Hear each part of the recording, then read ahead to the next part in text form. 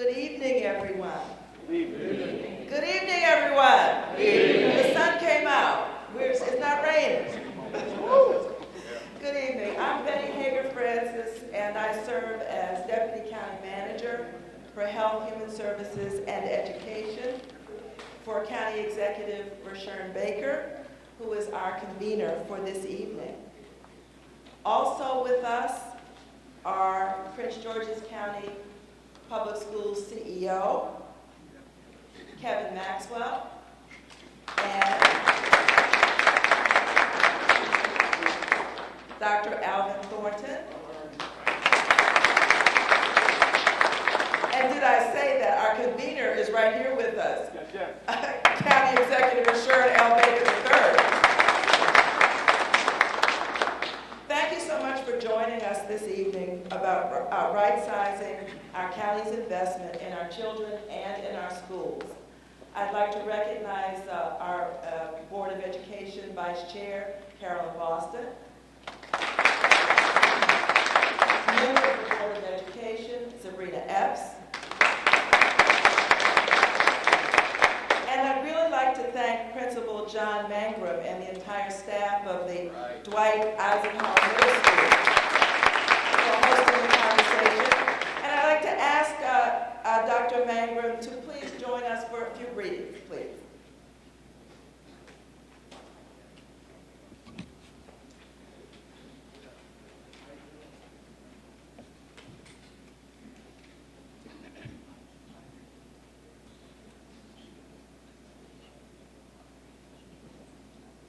Well, welcome everyone to Dwight Eisenhower Middle School. On behalf of the Eisenhower community, we do appreciate you guys coming today to engage in the conversations. And so we appreciate you guys coming. So thank you for your support. And like I said, if you need anything, always as far as my community, definitely let me know. This is actually for you guys, most of you know, it's my third month now. And I'm definitely enjoying it, learning as we go. But you know, it's been well. So I appreciate your support. And I look forward to continue our work. And also, thank you. I was in Montgomery County. I was assistant principal at Wheaton High School. So I spent 17 years in Montgomery County, 10 years teaching, and then 7 years as assistant principal. So I definitely want to thank support for us. Welcome to the great. So I appreciate all the support that Dr. Ryan has given me, and also to our PTO president, Mr. Ronald Dortch. They've been very supportive at my transition throughout these past few months. Yes, he is, Mr. Dortch. Oh, could you stand up? Give him a round of applause. Thank you. So I'll turn it back over. Thank you so much. It seems that I did not recognize Mr. Jeffrey Taylor, who is a student member of the Board of Education. Mr. Taylor. And Kenneth Haynes is here, president of the Prince George's County Educators Association. And our chief administrative officer, Nicholas Majette, is in the back. So I'll be serving as your moderator this evening. And so before we begin, can I ask everybody, please turn the cell phone off. And in a minute, I'm going to check mine to make sure it's off. The way we're going to do things this evening is that we have asked everybody who wants to ask a question to write their question on a card. I'll be basically reading from the cards, and our panelists will answer the questions. What we tried to do is to group the similar questions together. So you may not hear the exact words that you wrote on the card, but if it's in the general area of what you have asked, we hope that will answer your question well enough. If not, at the end, we may be able to have time when we can actually just ask people to raise their hands and ask questions. Before we begin our discussion, I'd like to give a brief background on why we're here tonight. In March of this year, County Executive Baker announced his 2016 budget proposal, which includes a dramatic increase in funding for Prince George's County Public Schools. The proposed investment of over $130 million is intended to move our school system from being consistently ranked 23rd out of 24 in Maryland to being in the top 10 by 2020. This rapid improvement of our school system will occur as a result of implementing the programs in the brand new strategic plan published by the county school system. The infusion of funds, this new infusion of funds, will be used to implement the programs in the strategic plan. It's going to require some sacrifice from all of us. That is an increase of 15 cents in the real property tax, an increase of 38 cents in the personal property tax rate, and a 4% increase in the telecommunications tax rate. I want to say at the outset that there are folks who are senior citizens who may be earning less than $60,000 a year, and this will have very little, if any, effect on those individuals. At this time, I'd like to ask Dr. Alvin Thornton to please bring some remarks to us.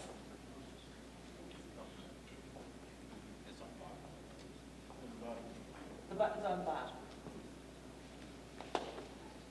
Thank you. I'm deeply honored to be with you all this evening and to be with our county executive and the leader of our school system to participate in this discussion about the core of our community, which is public education. I think they've asked me to participate because I'm one of the elder statesmen who's been around for a long time, and I've been engaged in discussions of public education in Prince George's County for more than 35 years. I am a father and a grandfather and former chairman of the school board and chairman of the Reform Commission, which we'll talk about a little bit more because I think it's important to contextualize what we're trying to do.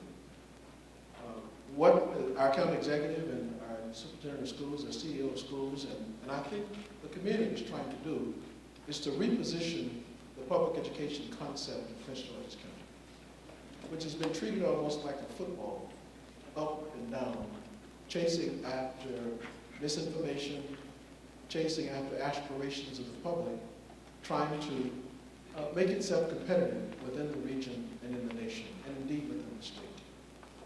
It can be very frustrating if we don't come together as a community and get factual information that allows us not to caricature ourselves, allows us to understand the history of how we came to be what we are in terms of the funding of our public schools.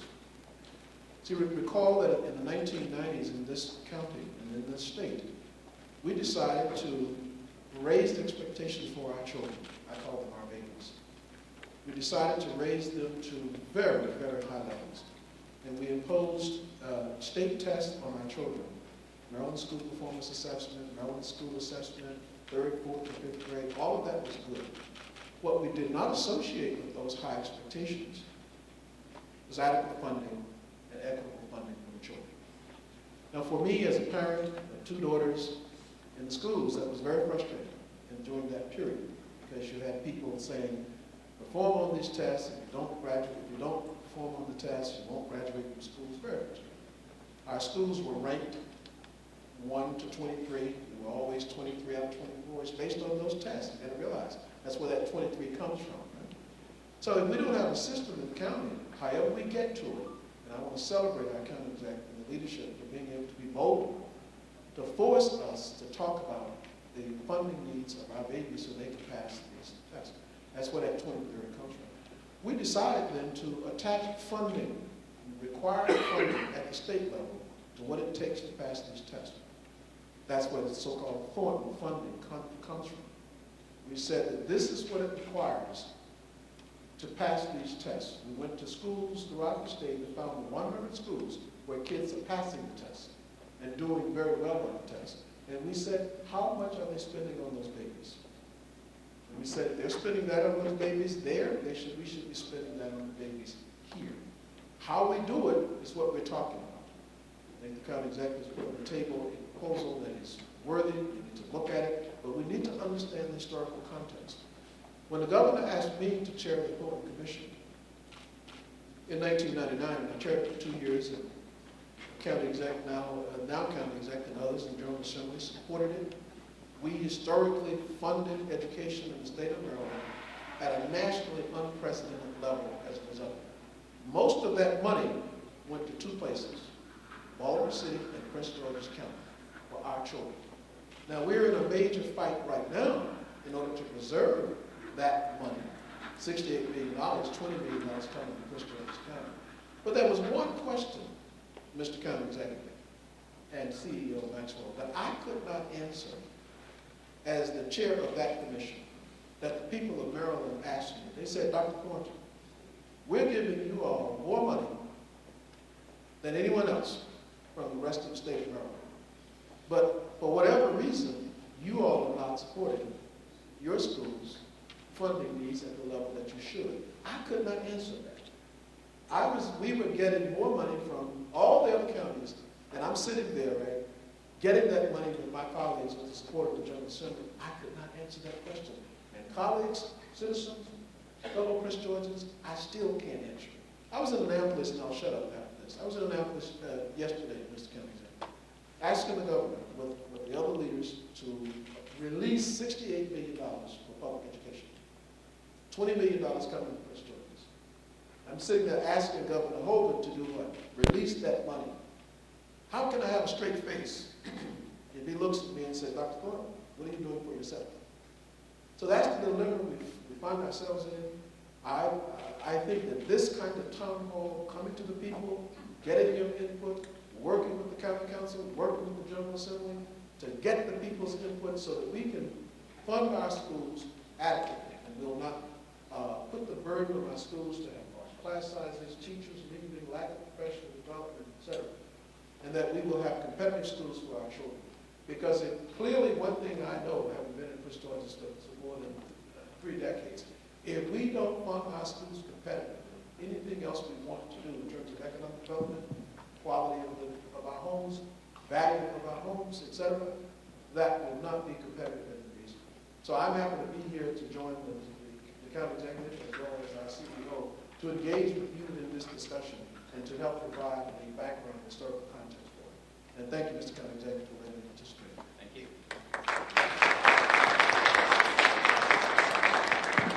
Thank you so much, Dr. Thornton. I'd like to recognize our delegate, Jocelyn Pena-Melnick, who has arrived. And also representing Councilwoman Mary Lehman, Bridget Warren. And now let's get this conversation going. Here's the first question. I'm not in agreement with the tax increase proposal. Here's the question.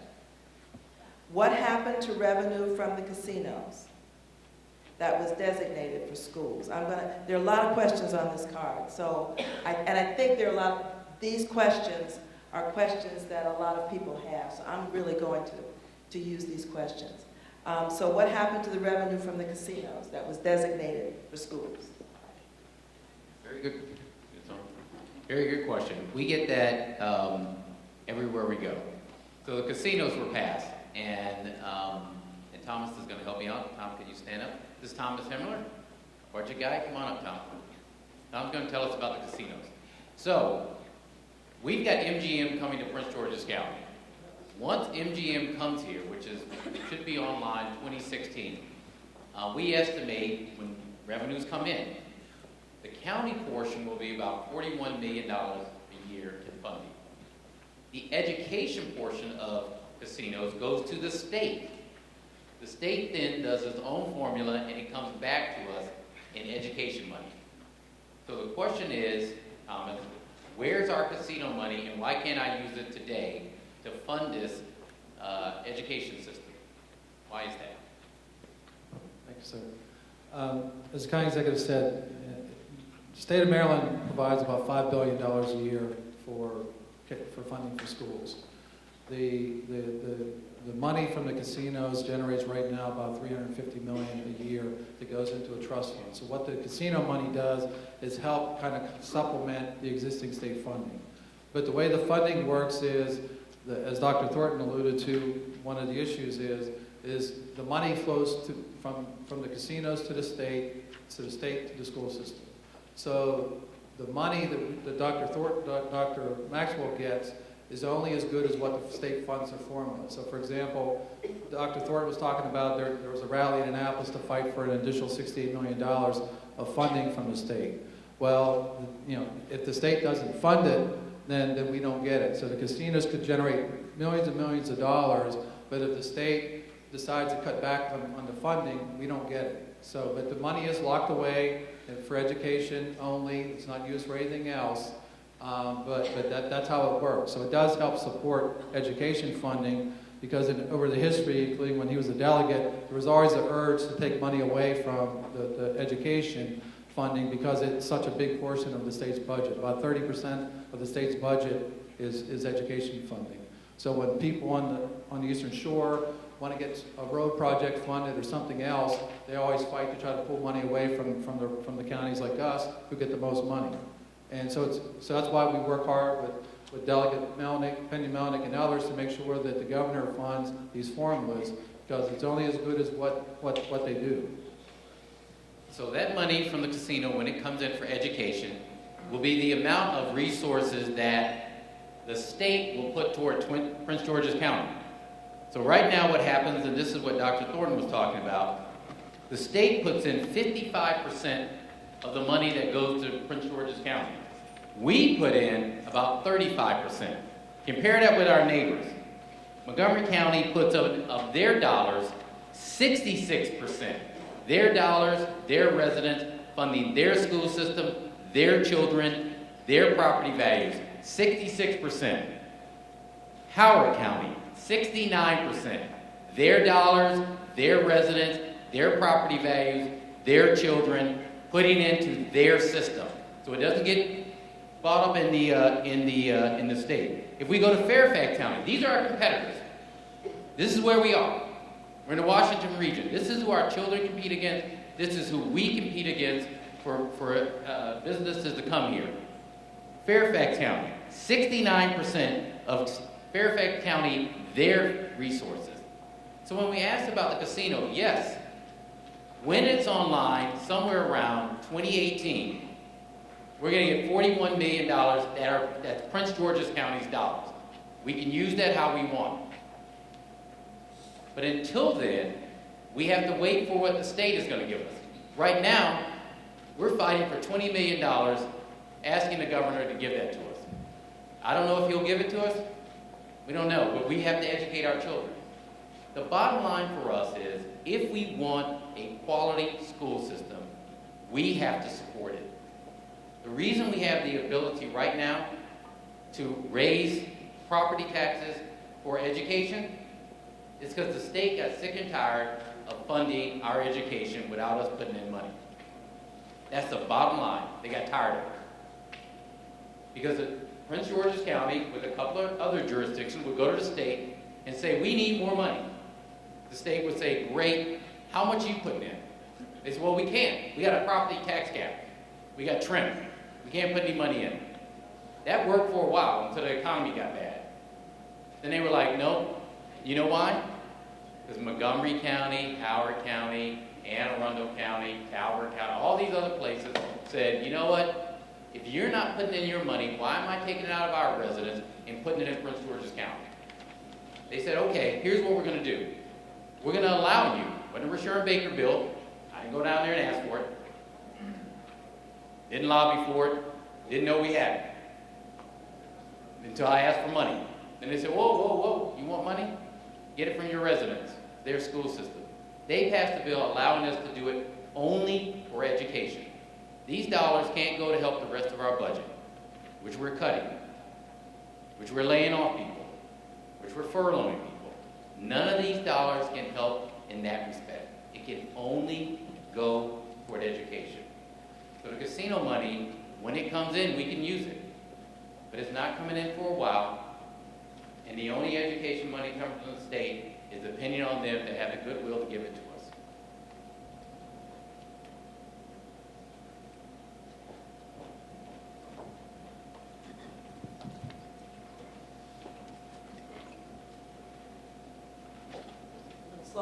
tape there, Mr. Baker. So Doris Reed has come in, who is the president of the Association of Supervisory and Administrative School Personnel. And here she is. Next question, but a similar question, is what happened to the revenue from the Maryland State Lottery that was designated for schools? Thomas, would you like to? Hello. Would you like to tell us what happened to that money? Because I could sure use it.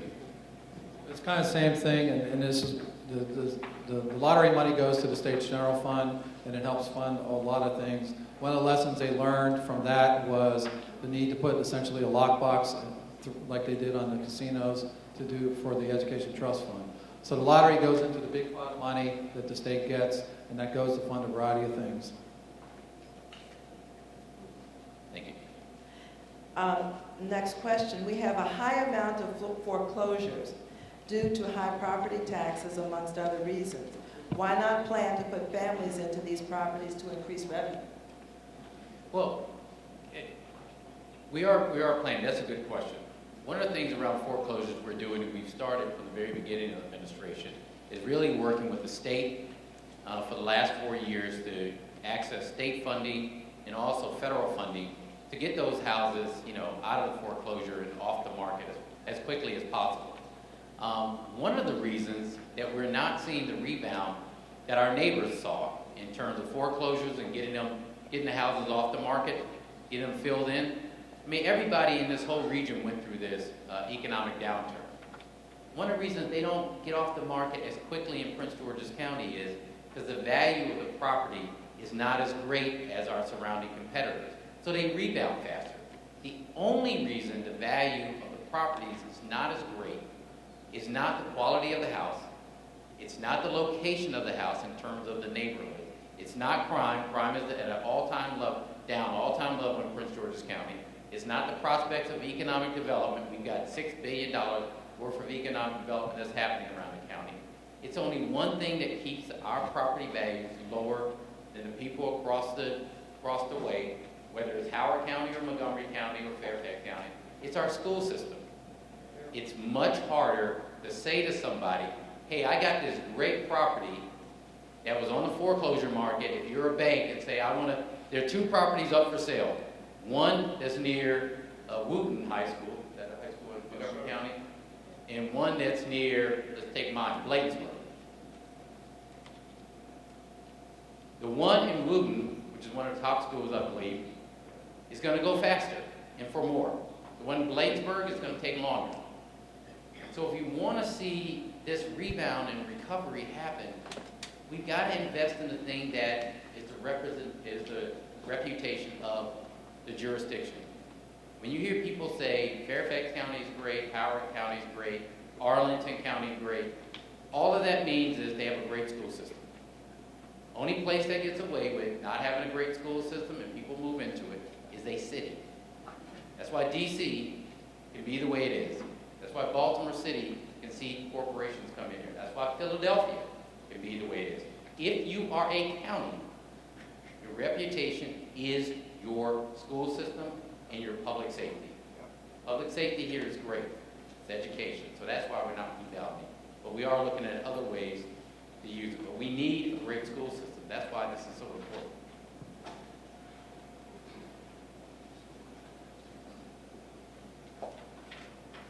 Retirees are leaving in droves because the state and county taxes are just too high. Why not look for ways to tighten our belts in order not to raise taxes? I love that question. First of all, for retirees and people on a fixed income, we are, how much? You want to tell them what we're doing? One of the things that as part of this process we've discovered, the state of Maryland has an existing program, homeowners tax credit. So if your household income is $60,000 or below, your net assets are less than $200,000, and you own the house, you can get a cap on your taxes. So one of the things we've discovered in looking at this is that a lot of folks don't know about the existing program. So for folks who are in this program now, this tax proposal will not impact you whatsoever because your taxes are capped. And one of the things we're hoping to come out of this is that there's about 4,500 households right now that benefit from this program. If you compare us to other counties who are wealthier than us, they either have more or are very close. We should be another 2,000 or 3,000 households at least higher because of our income levels. And one of the things we're hoping is, from all these different forums, is that folks become aware of the existing program, because one, a lot of people may actually get a tax break because you may have been overpaying if you fit the eligibility requirements under this existing state program. One of the things we're proposing to do is enhance that program by doing a county supplemental that would take it up to $70,000. It would apply solely to the education tax to essentially cap the amount of education tax that block of folks would pay. We think that will add another 5,000 or so homes, the homeowners who would get captured by that. So we are mindful of that, and that was one of the reasons why we structured it the way we structured it. But if you're interested and you think you may qualify, please speak to me afterwards. We'll make sure that you get the forms, because you have to file annually to get it. And we know for a fact we're several thousand homeowners below where we should be.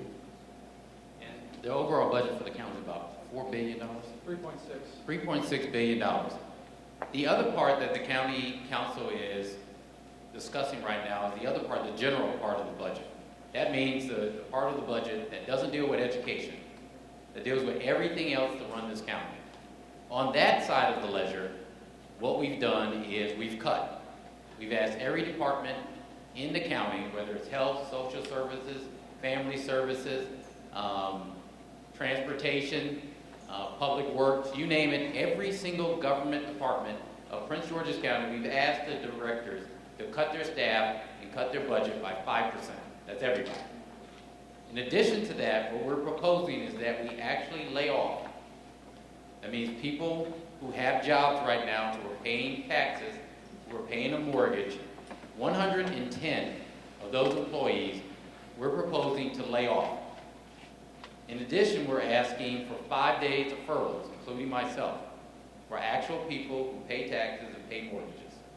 Because what we don't want to do is increase the spending side of the general budget. The only two places where we're actually taking the revenues that we have and spending money toward it is our police department, fire department, corrections, state's attorney. People who have to deal with public safety are going to see an increase.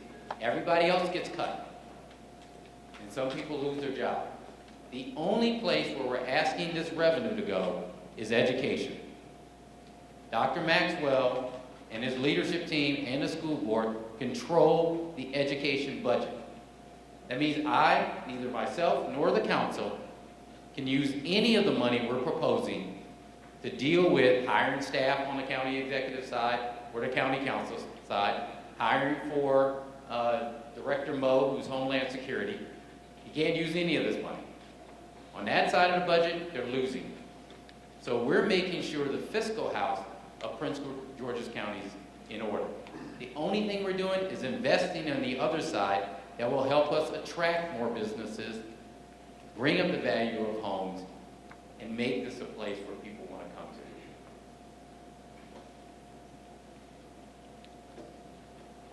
This is a question, I think, for Dr. Maxwell. I see waste daily, specifically with the busing of homeless students.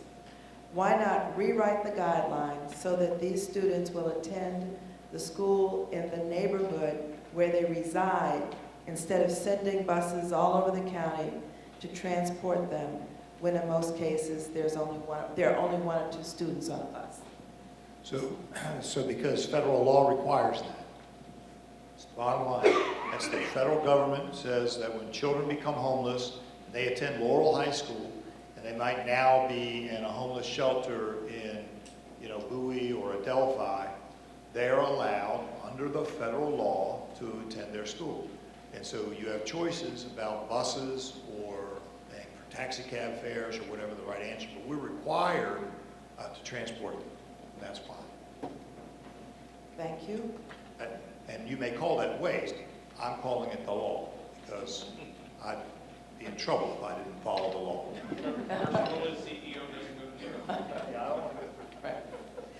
The school's administration building personnel seem top-heavy. why not begin there? So I disagree with that completely. During the Great Recession in particular, the school system lost a tremendous amount of people who write curriculum to hand to our teachers to teach lessons. They lost teachers. We have a very, very low, related to the state guidelines for mentor teachers, we have a very low ratio. We're not anywhere near the suggested guidelines for mentor teachers. Since 2009, on the executive level staff, not my immediate team, but on the executive level staff, I think we're 19 people less in the executive level of this organization than we were in 2009. So, I just disagree.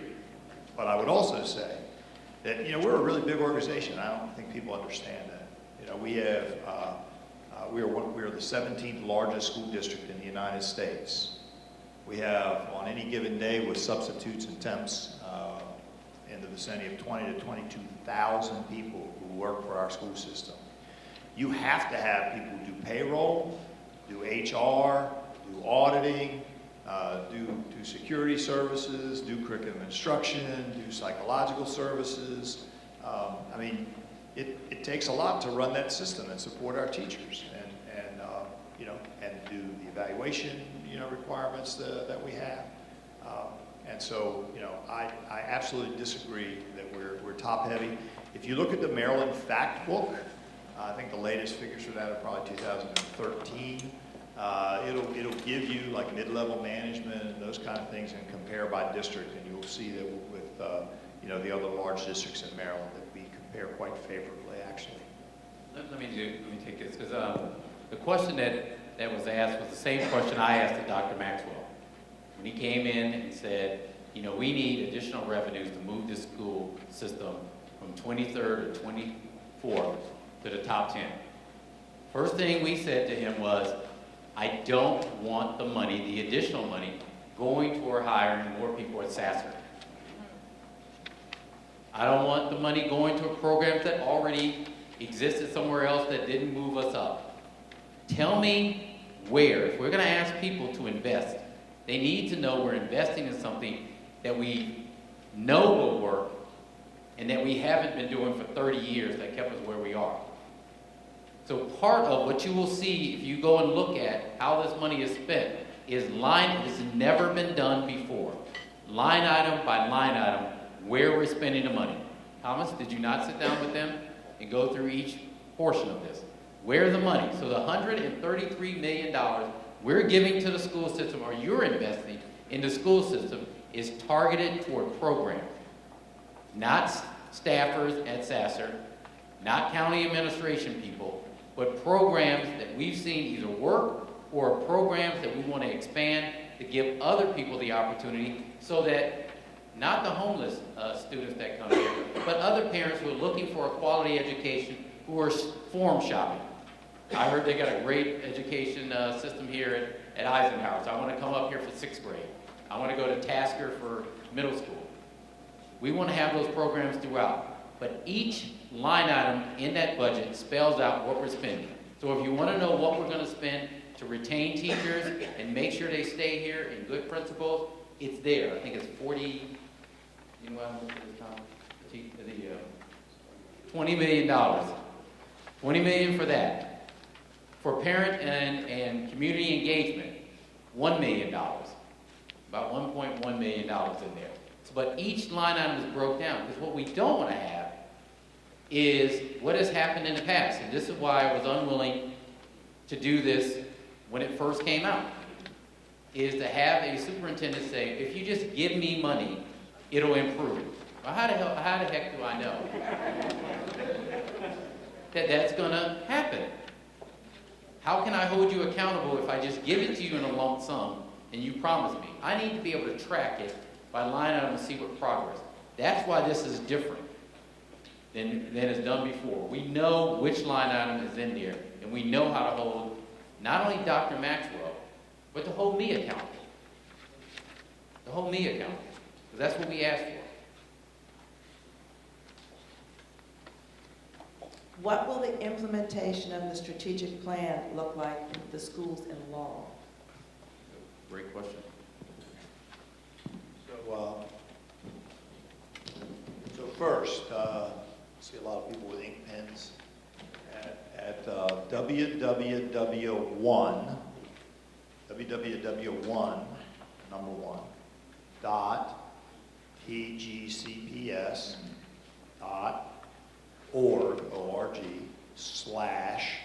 /promise. Put that in, and up will come the strategic plan. And you can go, there's a couple of different, places that you can click on. Bottom one says the plan in your school, or something almost exactly like that. Click on that, open it up, and every school in Prince George's County is listed. And it will go across. It came live night before last, so tonight will be a couple more hour or so from now. It will be up for 48 hours now. So it will tell you things like here at Dwight Eisenhower Middle School. How you doing back there, Mr. Principal? If, in this budget, in order to get where we want to go, next year in additional funds for their school-based budget, the budget they have control over, they'll receive an additional $150,000 to decide how to support the children here at Eisenhower. We've been putting principals and their leadership teams in these terrible positions where they've been having to decide whether to have a teacher to lower class size or an assistant principal to help manage the school, whether they're going to have an art teacher or a reading specialist, whether they're going to have a classroom teacher or a reading specialist. Those are really not very good decisions to put our principals in. And they'll receive a literacy coach, a full-time literacy coach to work with children on reading skills and numeracy skills, math skills, who are behind, so that they can assist classroom teachers either by pushing into classrooms or pulling kids out to help them get caught up on the skills that they need supported. We're starting the literacy coach rollout in the county at the secondary schools because we are so intently focused on the graduation requirement. And we're adding gifted specialists at our elementary schools and in the original rollout. So at Montpelier Elementary School, they'll get an additional $81,759. They're going to get a gifted tag specialist. They'll receive tablets for their children in grades 3 and 5, and some additional funds for professional development in the amount of $32,558. Laurel High School will get a literacy coach and an additional $301,829 in school-based budgeting funds. High Point High School will get an additional $408,630 in school-based budgeting funds and a literacy coach. Martin Luther King Jr. will get an additional $110,947,000 for their school-based budget and a literacy coach. So it goes like that. I won't, I can pull up my phone and go to the rest of them, but the idea here is to make an impact in schools and to make an impact in schools quickly. We made an impact last year. We had a great increase in graduation rate, in 9th grade promotion rates, second grade reading scores and the like. But what we need to do is really expand that work. We know that we have some significant issues around reading and numeracy skills, and so we know schools need some support in that area. We know that we have a lot more kids that can do higher level work than are doing it because they don't have the resources. We know that we have issues with class size. When I visited I had people ask me some of these questions last night. When I visited every one of the over 200 schools in this district last year, which took a lot of time, over about 52 equivalent days, some of them were half days, some of them were full days, but the equivalent of about 52 days of my work year. And I think it was well invested. But I found elementary school class sizes in the low 30s. It's ridiculous. I found advanced placement classes in high schools. Right? I want you to, advanced placement classes, it's college level work. I walked into classrooms with advanced placement English in high schools in this county where the teachers had 42 and 43 kids in an AP English class. Now, how do you expect a teacher to teach a kid college level English, right, with that kind of class load? And wait a minute, we're on an 8-period day. They teach 6 periods. And sometimes they're teaching 2 or 3 of those classes. I mean, you can do the math in your heads. I mean, how do you give the kids the kind of attention they need, the quality of work they need, grade the papers that they need, do the lesson plans they need, when you're carrying class loads like that? I mean, that's part of what the school-based budgeting money is for, and it's part of what additional teachers that we've added to our budget have gone for, is to help our teachers be able to do the job that we're asking them to do, and to give the principals and their leadership team some ability to really make a difference with their school-based budgets. Because again, they're making these terrible choices between having a reading specialist in their school or a 7th grade language arts teacher or math teacher. And that's just not a good choice for them to have to make. And again, we're talking about numbers, we're talking about a strategic plan, but I always tell people, look, we're really talking about children here. And we're really talking about opportunities that we're providing to the children in our schools. And I feel really, really strongly that we can't lose sight of that conversation. Let me just add one thing on to what Dr. Maxwell said. And that is, because it's important, what's going to happen in school. One of the things this budget we're proposing to the council, it is not what my signature program is, which is our Transforming Neighborhoods initiative, where we look at the 6 areas, challenging areas of Prince George's County, and we take that limited amount of resources we have in the county and the general fund, and we focus on those areas like a laser beam. That ain't this. The idea of this budget that we're proposing and this increase is that we impact all 500 square miles of this county. That is both our challenging schools and our schools that are doing a lot better, so that we bring everybody up at the same time, which is why the infusion is the amount that it's in. So that means every single school district in Prince George's County should feel the impact of this budget. That's what happens when you fund schools adequately to the amount that they need to bring everybody up. When you just cherry pick or do like we've done in the past, where we've done, and we could have done it this year. We could have said, okay, we're going to give you a 2% increase. That may trickle down to some schools in some areas who desperately need it. What it won't do is impact every single school in the 500 square miles of this county. That means from Laurel to Eagle Harbor, wherever it is. Thank you. That's right. Everybody. Everybody. Because we're asking everybody to sacrifice. So that's what this is. This is not how we cherry pick. This is making sure it feels directly in the schools and every principal and every student, and every parent, and everybody's property.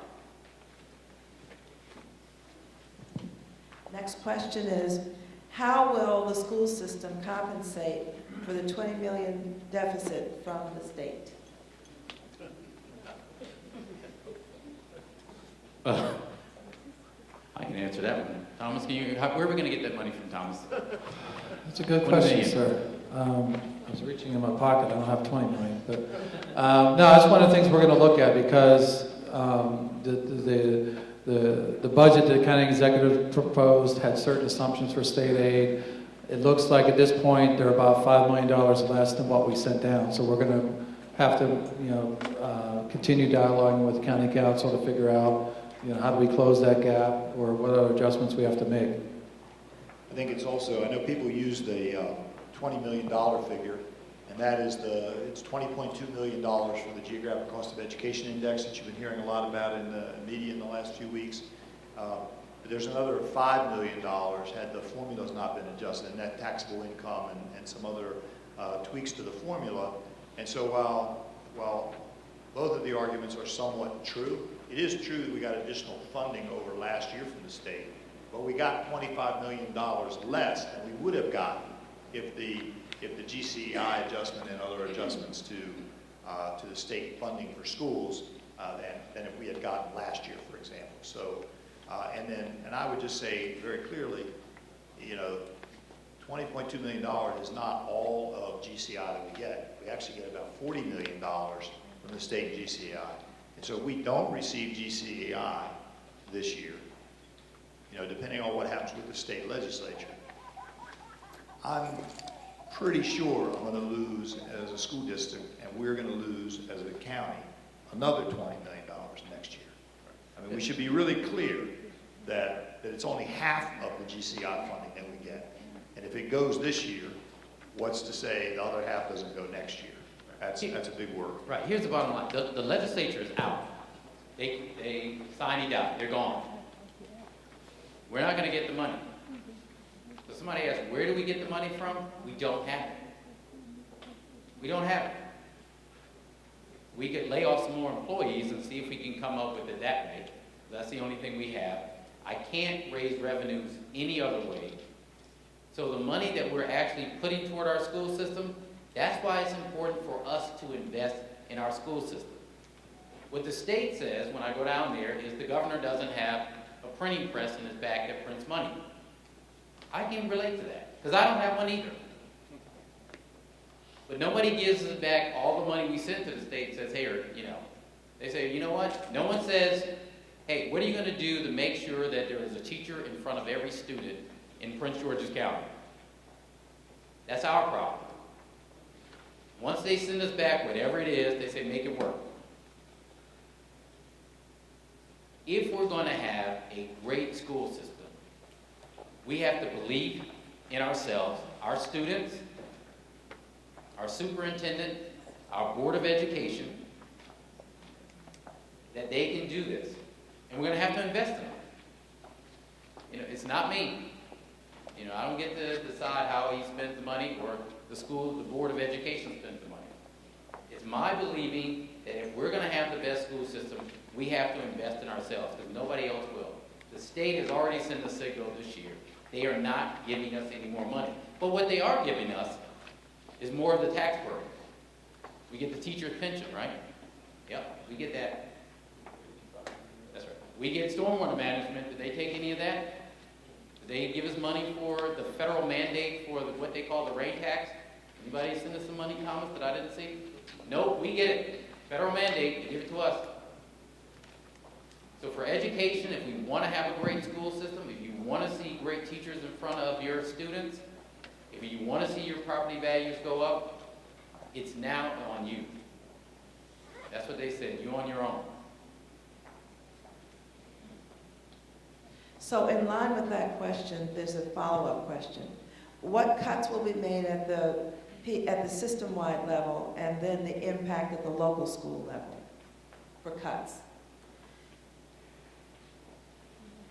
So because of the $20 million or because? Because of the $20 million. So the net adjustment, again, we got more money from the state, just $25 million less, so it's not a one-to-one cut. We're $5 or $6 million overall less than the state funding. Again, our enrollment went up for the first time in 9 years. We went from 9 straight years of decline in enrollment to 3,600 student growth over the last 20 months. So we got some additional revenue from the state because of that, and an adjustment in the formula that they have because of our relationship to other districts relative to poverty. There's a part of the formula that is, your poverty can stay the same, but if others improves, then yours is relatively worse than another district's, and so that's part of the formula. So we got an increase, but not what we had anticipated from the state, what we thought we were going to get overall from the state. So, but I think that, partly we're waiting to see, again, how the county acts, but it's a sum total game. At the end of the process, we're going to look at how much revenue does the county provide to us, how much did the state provide to us, and then what do we need to do in terms of adjusting that. So the county council has to vote on this budget by the end of May and give it back to us by the 1st of June. And then we have, as a school system, until the end of June. We have two board meetings scheduled, I think, in June. The second one is June 20-something. And we will have to adjust our budget, balance our budget to whatever that amount is. So I can't tell you exactly right now where we're going to fall out, because if the county gives us all of the $133 million that we asked for, we're $5 million on the state. I mean, it's not a huge amount of reductions. But if the county council doesn't approve the budget, now you have to be really clear. Everything that I just read to you for the schools in District 1 isn't going to happen. because I won't have the money to do it. And we'll have to figure out, what to do about other things. So pick one. There won't be literacy coaches. There won't be gifted specialists. There won't be the ability to negotiate with our bargaining units to talk about making our salaries more competitive. And on that competitiveness, I mean, people can say, oh, well, let me just be really clear. We have about 9,500, 9,600 teachers in the district. Right? It's a big district. Said that, 128,000 kids. So since 2007-8 school year, it's a long time ago, right? No, it's really not. It's not that long ago. We've replaced 7,100 teachers. So any of y'all in business or other organizations, try turning over that much in 7 or 8 years and be successful. Our teachers, by the time they're with us, that same 7 or 8 years, are making $10,000 to $15,000 less than Montgomery County, for example, depending on the salary lane that they're on. 7,100 teachers we've had to replace since the 7-8 school year. Teachers that we paid to recruit, that we paid to train, that got valuable experience in Prince George's County and went somewhere else. Some of them retired, but a bunch of them went somewhere else to make more money, right? Or left the profession because they didn't have enough mentor teachers, enough support.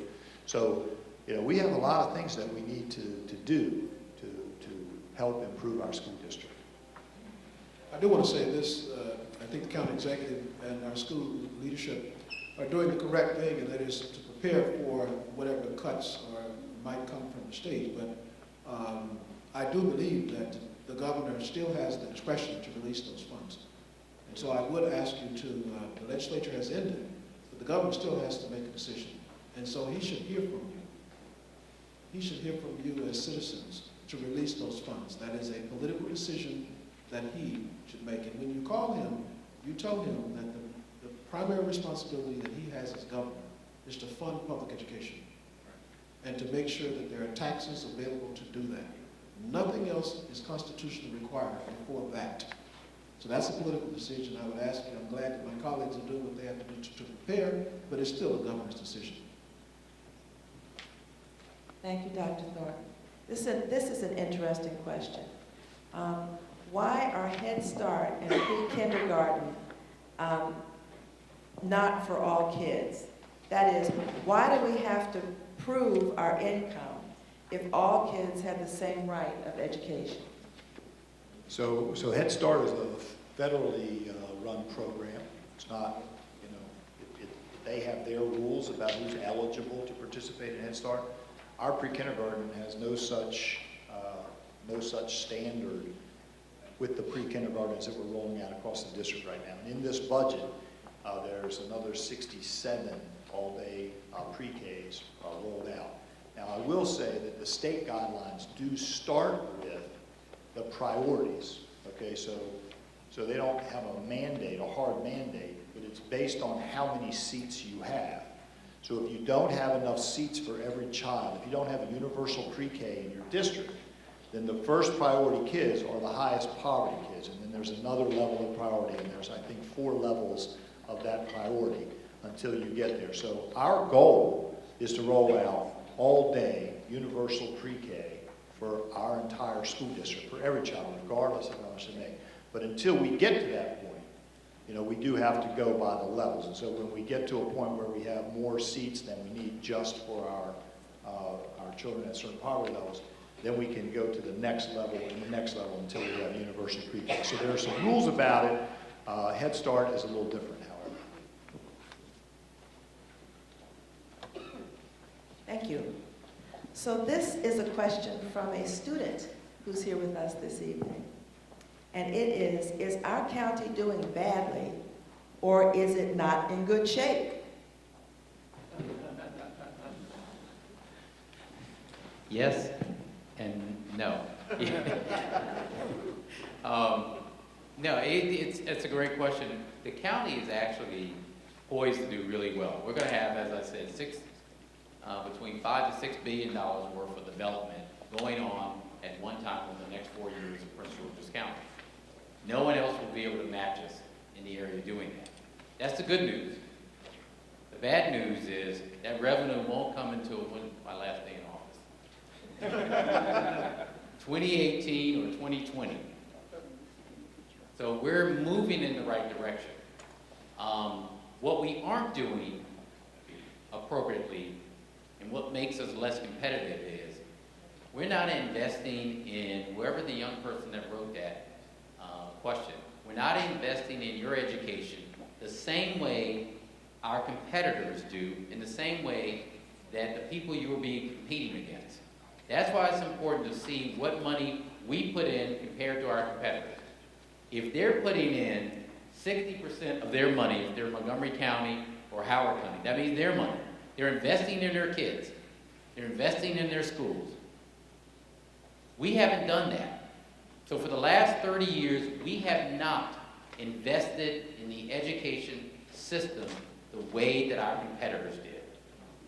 They invested more, and they did it consistently for 30 years. We have not. Am I lying, Thomas? Yes. Am I lying, Thomas? Have we invested the same way that our competitors for 30 years? Who believes we have? Oh, yeah, I believe You believe we have? it. Okay. We have one of the largest school budgets there is. It's not what that we're not investing, it's the way we are utilizing the money that has been given to us. You don't hold it. Let's hold that question because that's another question. We're going to hold that one. Investment and utilization are two different things. So let's hold it because that's a legitimate question about utilization. Investment is black and white. Either the money goes in, it's black and white. It's either we put the money in or we didn't. You know, it's math. It's not political science, it's math. It's 55% is what we put in, compared to Montgomery County, which puts in 55% is what the state puts in. We put in 35%. Montgomery County puts in 66%, state puts in 27%. These are not my figures. This is what the state gives us. This is math. Howard County puts in 69% of their money. The state puts in 24%. Fairfax, 69%, 23%. Now that's what we put in. That's the math. How we utilize it, that's another question. That's a legitimate question of whether, in fact, the money that we're giving to the school system is used appropriately to get the results we need. That's what really this is about. That really is what it's about. Whether, in fact, we think the school system, the CEO, the school board, and our students can perform, and are they using the money appropriately to get the results? Or is it, as some people believe, throwing good money after bad? That's legitimate. That is a legitimate question, and the reason why we're holding these debates. Because the answer to that question is, the money we've given them isn't showing results, then you're right. Why would you invest more dollars? Now that right there is legitimate, and we should debate that. The amount we put in is math. So for how we're utilizing it, and whether in fact we're getting the best result, and whether in fact more money will move us up to the top, that's another legitimate question. Whether we can move from the bottom to the top 10. That's what I asked them. If I'm going to go through all this and put it to the voters, put it to you and say we're going to do this, then we've got to know we can move the needle. If not, then we can go back to the 2% we've been giving you. So that's a legitimate question. The math part we got. So we don't invest as much as our competitors. The question is, what are we doing with the money that we are investing? So that's the math. I didn't make that up. That ain't me. That's the state. That's what they gave us. So can we get a question and answer to that question? Right. So That's what I'm going to turn over to Dr. Maxwell right now. So a couple of points, and I'm going to ask my colleague at the GCA to talk for a minute or two. So how that translates, right, to we're investing plenty and we're not getting the results. So we are investing a lot, but we're not investing as much. So here's how it translates out. There was a report. I think what they want to know is, we already know we're not investing the same amount. But the amount that we're investing in, the amount that we gave you last year, how was it spent, and what did we get out of it to make us believe that if we invest some more in, it's going to be different? That's the question. So we have a lot of students who are doing very well in our district, but we don't have enough of our students who are doing well in our district. The shortfall makes it difficult, as we've been talking all evening, because class sizes are too high, the turnover in our teachers is too high, but I would say to you that, we can give you the lists of kids who are on honor rolls, we can give you the lists of kids who are Gates Millennium Scholars, who are Posse Scholars, but we believe that we could have more of those children. Our graduation rate is about 10 points behind the state average. So obviously the kids are not graduating at the same rates as other districts. But last year, with the investment, as Mr. Baker has asked, we increased our graduation rate faster than any other district in the state of Maryland. We increased 2.47%. It's the highest rate of growth we've ever had in the district. And it is the highest overall graduation rate since they started keeping the cohort graduation rate in the state of Maryland when they changed over from the old leaver rate. So when you ask about, can we get there with this investment, if we can take the work that we did last year and expand it across the district and not just, to continue ninth grade promotion rate, for example, as kids go towards graduation, with the literacy coaches that we talked about in secondary schools a little while ago, gifted specialists in elementary school, I feel very confident that growth rate of at least 2.5% or so is sustainable. And so over 5 years, that puts us, above the current rate of the state average, and we think we have enough flexibility built into it to be at or above the state average, and certainly above 90%. But you can't handicap a race, and expect that your chosen, candidate in the race is going to be able to catch up, from folks that start out way ahead of them. And so it's a little bit unfair to say that we should be doing exactly the same as everybody else is doing when we're not given the resources. We're not funding our children. The Washington Area Boards of Education latest report says we're $2,500 behind other districts that we compete with. And that makes a difference in class sizes, in resources, in digital literacy. And all of our tests now for the Park assessments, the new state assessments are on tablets and laptops and things. So our kids have to have exposure to that. Ken, you want to make a couple comments? I have to. Because this is one of our biggest problems here in Prince George's County. It drives me crazy. This is not the school system that I came to work for in 1987. I've been through the really heavy-duty, hard years. And what you need to realize is that in the last 10 to 15 years, the teachers union has taken on the issue of teacher performance.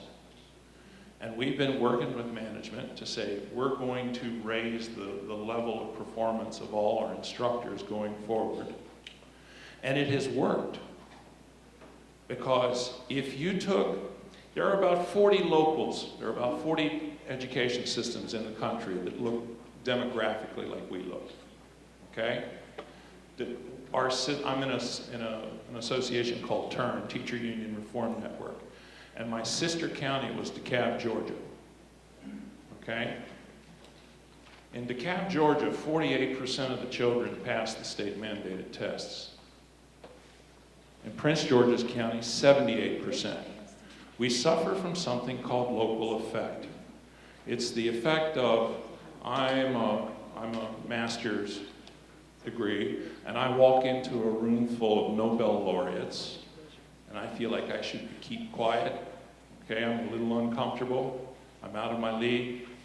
We're in Maryland, the #1 state in the country by some polls for education. And we're 23rd out of 24th in Prince George's County, because as we have improved in the last 15 years, incrementally improved, everybody else has improved too. And so what's happened is everybody's gone up, and we remain in relation to them. But what has happened is that in Prince George's County, 78% of our kids are passing the tests. And that's unheard of in a 2/3 poverty school system. And I travel the country and I visit other locals, and the secretary, none other than Arnie Duncan, refers to us as the Prince George's miracle. Are we a perfect school system? No. Have we pushed people to their limits to improve performance? Yes. We may be at about the point, the maximum return we can get on the dollars that we invest. All of that sounds good, but We're there driving are out. questions. I'm telling you that we are an improving school system, that we have accomplished great strides in the last decade and a half, and that we need to take that next step without driving professionals out of the classroom in 6 years, which is what we're doing. 50% leave. You're not answering the Thank you. question. But I do want to know, for our student, did that answer your question? Did we answer your question? No, you didn't. Okay. Dr. Maxwell, will you be fully funding the new specialty programs such as language immersion, international baccalaureate, middle years programs, so that they are fully functioning programs soon? So those expansions are included in this budget as well, and next year so we started kindergarten and 3 new Spanish immersions, for example, and first grade is in this budget request. The additional rollouts of international baccalaureate to support the high school programs that we have are in the rollout as we planned it. It's not 100% of the schools that will ultimately have it. It's the ones that we planned for in our sort of successive plan are in there. The additional seats for gifted programs, for Montessori, French immersion, all those kinds of things are all in the budget. But will I fund it depends on whether the budget gets funded. Thank you. What is available for parents who attempt to work with the school toward the success of their child when the school staff fails to cooperate? So we've been working on the customer service part of all of that work. And I would say that, first of all, we've been expanding parent advocates, people who are assigned to work with schools and reach out to parents and support parents in that work. But I would also say that if you're running across an obstacle where you want to work with a school and you're having that trouble, I think, Christian, are you in the room? Christian Rose, are you in the room? Christian's outside. So you can email that concern to my office at ceo@pgcps.org, or if anybody has a question about a school you're struggling to access or whatever, Christian Rhodes, who works with me, has some business cards there, and you can give him a call, and he'll work with you to get the access that you're looking for. Thank you. Where do the funds go for students enrolled at a public charter school? What is preventing the use of those funds to support important academic enrichment programs such as band, choir, and sports? So charter schools are public schools under the law. They're funded at a formula determined by the state. There's a little bit of a withhold because we do the hiring, we do the paychecks, we do those things, but they get a certain percentage of per pupil funding that every other student gets to fund their schools. They make decisions about how they allocate those funds. And for many of the small charter schools, and again, when you talk about athletics, some of them are in middle school, some of them are just in elementary schools. None of them are really in high school right now here in Prince George's County. But again, they have choices about how they spend that money. But I think most of them are making decisions. I mean, a lot of them don't even provide transportation for children to their schools at the charter schools. But they have some level of autonomy. But once they go to that school, there are children in that school. So whatever resources that school offers them are there. Once they're enrolled in that school, they're not eligible to participate in sports at what would have been their home school or anything because they've transferred to another school. is it true that most of the money in the county budget goes to the high schools? If so, why is that?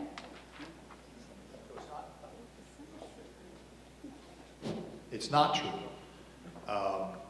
I mean, you have to look at the enrollment of our school system and say that, we have, 128,000 kids, we have 200 some schools, and so the money is actually allocated by child, by student in the school. And so, we have some really big high schools, we have some really small high schools, right? We have some very large elementary schools. I mean, I was really surprised last year when I got here and found elementary schools 1,000 kids or more. But you're funded based on your student enrollment and the grade level that you're in. And so high schools have more teachers, they have more kids, they have more, they have athletic things and all that. But the money, the educational money, the instructional money follows a child. And again, there's a little bit of difference in the formula from elementary, middle, and high school, but pretty much the funding follows the kids. So Central High School gets less than Eleanor Roosevelt or Bowie High School or Oxon Hill, for example, because of their size. Forest built the same way. Mary Harris, Mother Jones, gets a lot more than Tulip Grove and Bowie because of the number of kids that they have. So it's all formula driven, and that formula takes into account a number of factors, so it's not exactly a one-to-one. It's not everybody gets exactly this dollar amount. So kids who are free and reduced meals, they get a little bit more from the formula than others. And so, but pretty much the money is by child and then aggregated by the number of children in that school. Thank you. Will this proposed increase help the school lunch program? And if so, how? The income guidelines are unreasonable and do not take into consideration that your take-home pay is different from your gross, and that it also does not account for expenses such as rent, utilities, etc. So part of the answer is the federal government controls the guidelines which make you eligible for free and reduced meals. I don't. So I can't make a different standard than the federal government requires for inclusion, and they reimburse us, and they don't reimburse us for the full cost of those meals. So that's part one of the answer. The second part of the answer is there is money in the budget to improve the breakfast program, because when I got here last year and we looked at that part of the data, it was clear that we weren't even feeding 70% of the eligible children breakfast who were coming to school. And it's very clear that there's a connection between health and nutrition and performance in school. And it's pretty hard for a child to be focused on social studies or language arts or math or science or music or art halfway through the morning if they haven't had breakfast, because all they're really thinking about is lunch, and then they're going to get their next meal. And it depends partly on the dinner they had or didn't have the night before. So there's a 3-year expansion of the breakfast program moving towards universal breakfast program, so that you don't have that stigma of, I'm the only ones that are eating are the ones on free reduced meals. So it'll kind of open that up and allow more kids.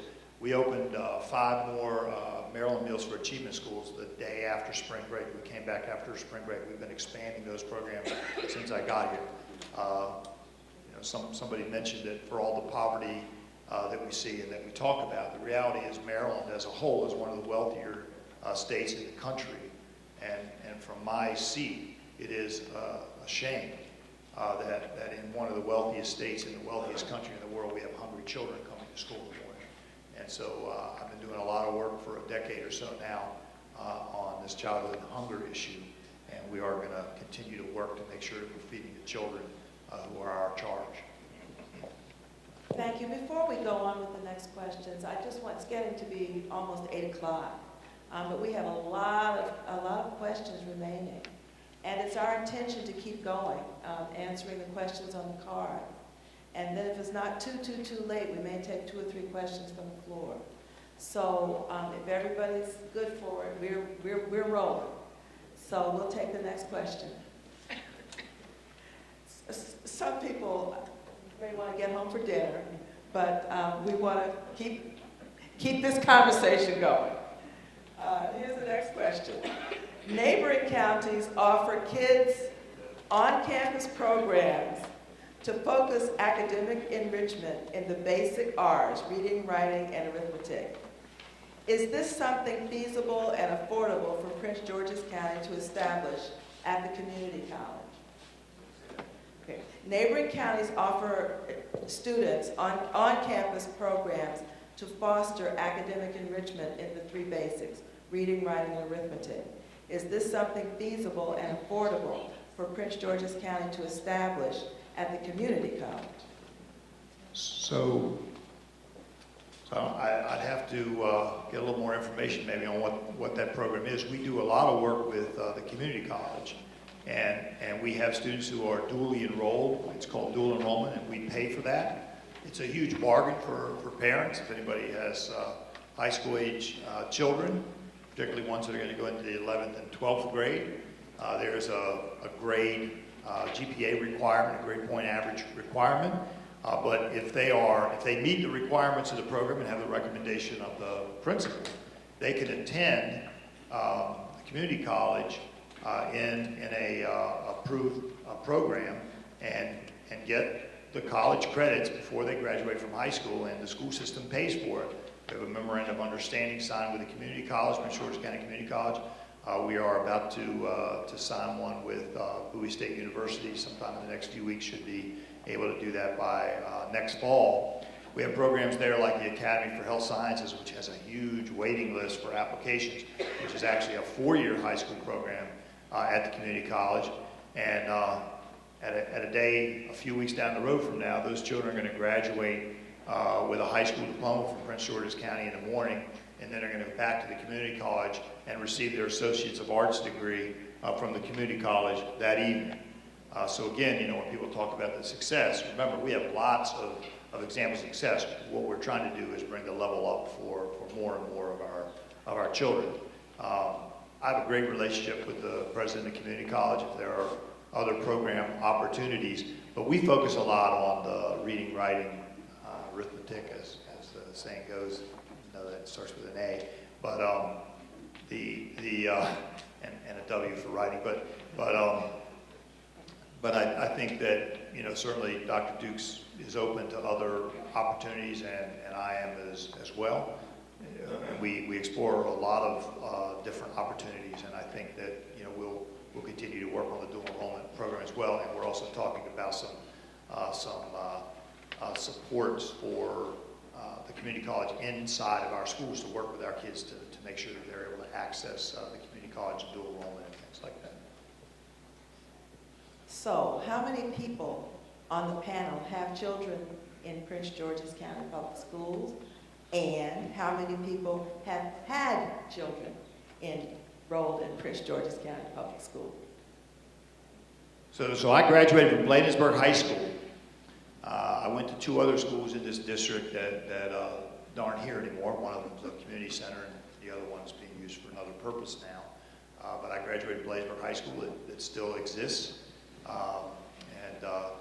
I just, I worked for a long time here before going on some travels around the state. I spent 22 and a half years of my career here. I taught at High Point High School. I taught at Croston High School as assistant principal at Central High School, principal at Buck Lodge Middle School, principal at Northwestern High School, went to Montgomery, went to Anne Arundel, and I'm back home in my hometown. I lived here that whole time. My wife just retired about 20 months ago. At the same time I came here, she retired after 36 years of teaching in the district. 2 of my 4 children graduated from high school in Prince George's County. The other 2 graduated from public schools in a neighboring jurisdiction where my ex-wife moved after, things happened. And that's another story when the cameras aren't running. But I know I can speak for Dr. Thorne because his children went to Central High School where I was assistant principal. And you have a great father sitting here, and he had great daughters who I know are doing very, very well. And This gives me a chance to make a comment about that. My daughters did attend the Central High School when our CEO was there on the staff. We had many more people in the county then who attached themselves to public education. one's identity, one's economic identity, one's middle-class concept was an extension of public education. That identity is now no longer as associated with public education. And the struggle that we're trying to accomplish here in the leadership of our county executive and others is to return that identity. If you have less than 30%, probably a quarter of your households with any association with public education, that's not a winning scenario. So what we're talking about is stabilization. So when the county exec talks about the development concepts, investment in public education by people like me. So when my children were at Central High School, my wife and I were invested in public education. Now that I'm an old man, and still living in Prince George's County, income has gone up. Am I still invested in public education?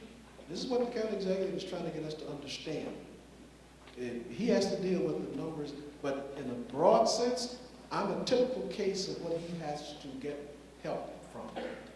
Central person in 1980, attached, public education, excited, great programs, people spending overnight in body bags, not body bags, but in overnight bags trying to get into public schools, international baccalaureate program, exciting, right? All of a sudden I'm now an old man and this is not me, but this is what's happening. We have to stop it. Not attached to public schools. So we build large homes, like the one I live in, right? And we expect the people who buy those homes to not be attached to public education, to be attached to anything but public education. You can't run a competitive county like that. So dealing with what the county executive is asking us to do, we must deal with this that I'm describing, which means people like me sharing wealth with our children. Even though I don't have children in schools anymore, my grandchildren are here, you have to convince me that it's in my best interest to share wealth with our children because my housing value, the quality of my life, my identity as a person, that's the bottom line.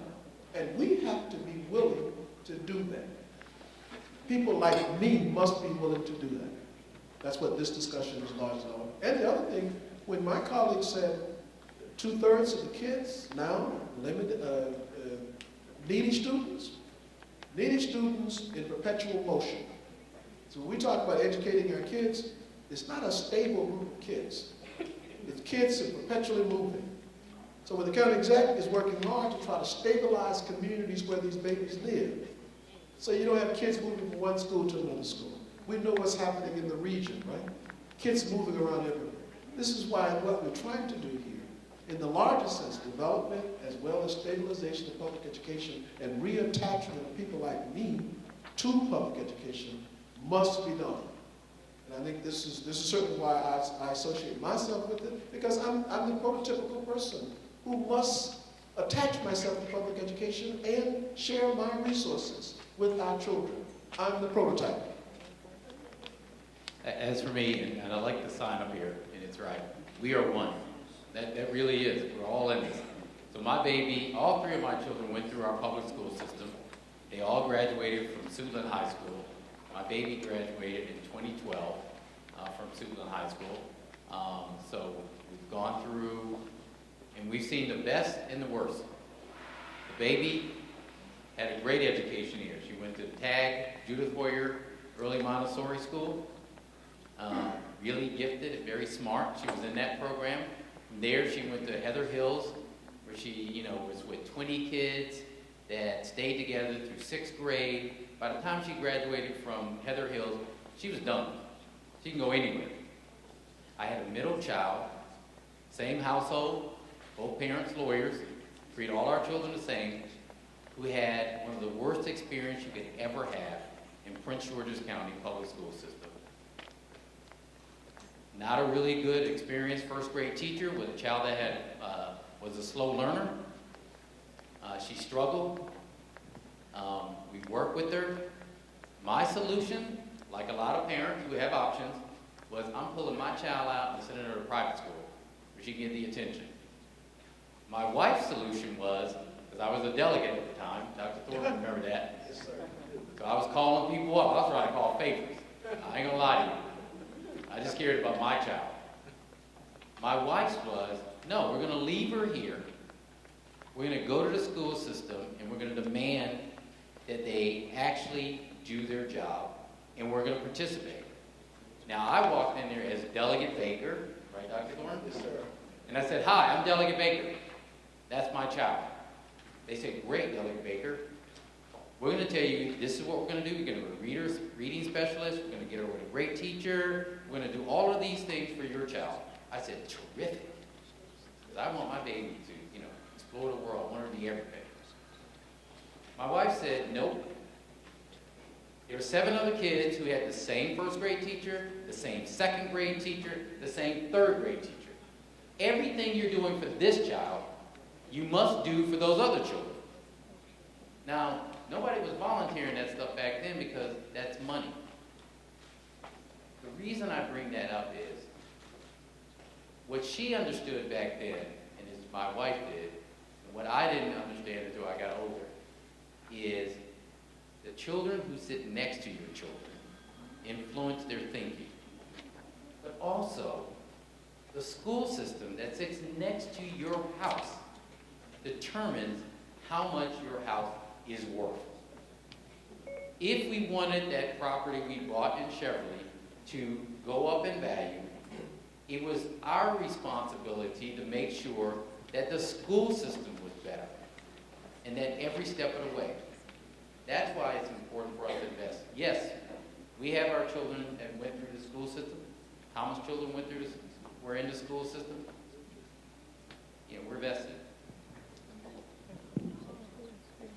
Thank you. Prince George's County has changed greatly demographically from 1970 to 1985.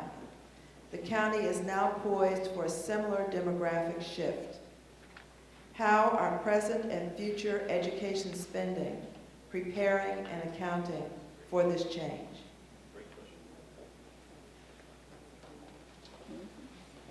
Whoever wrote that, that's a great question. So I know Dr. Thornton, because this is his area of study. Demographic changes come, but children, from my viewpoint, are all the same, right?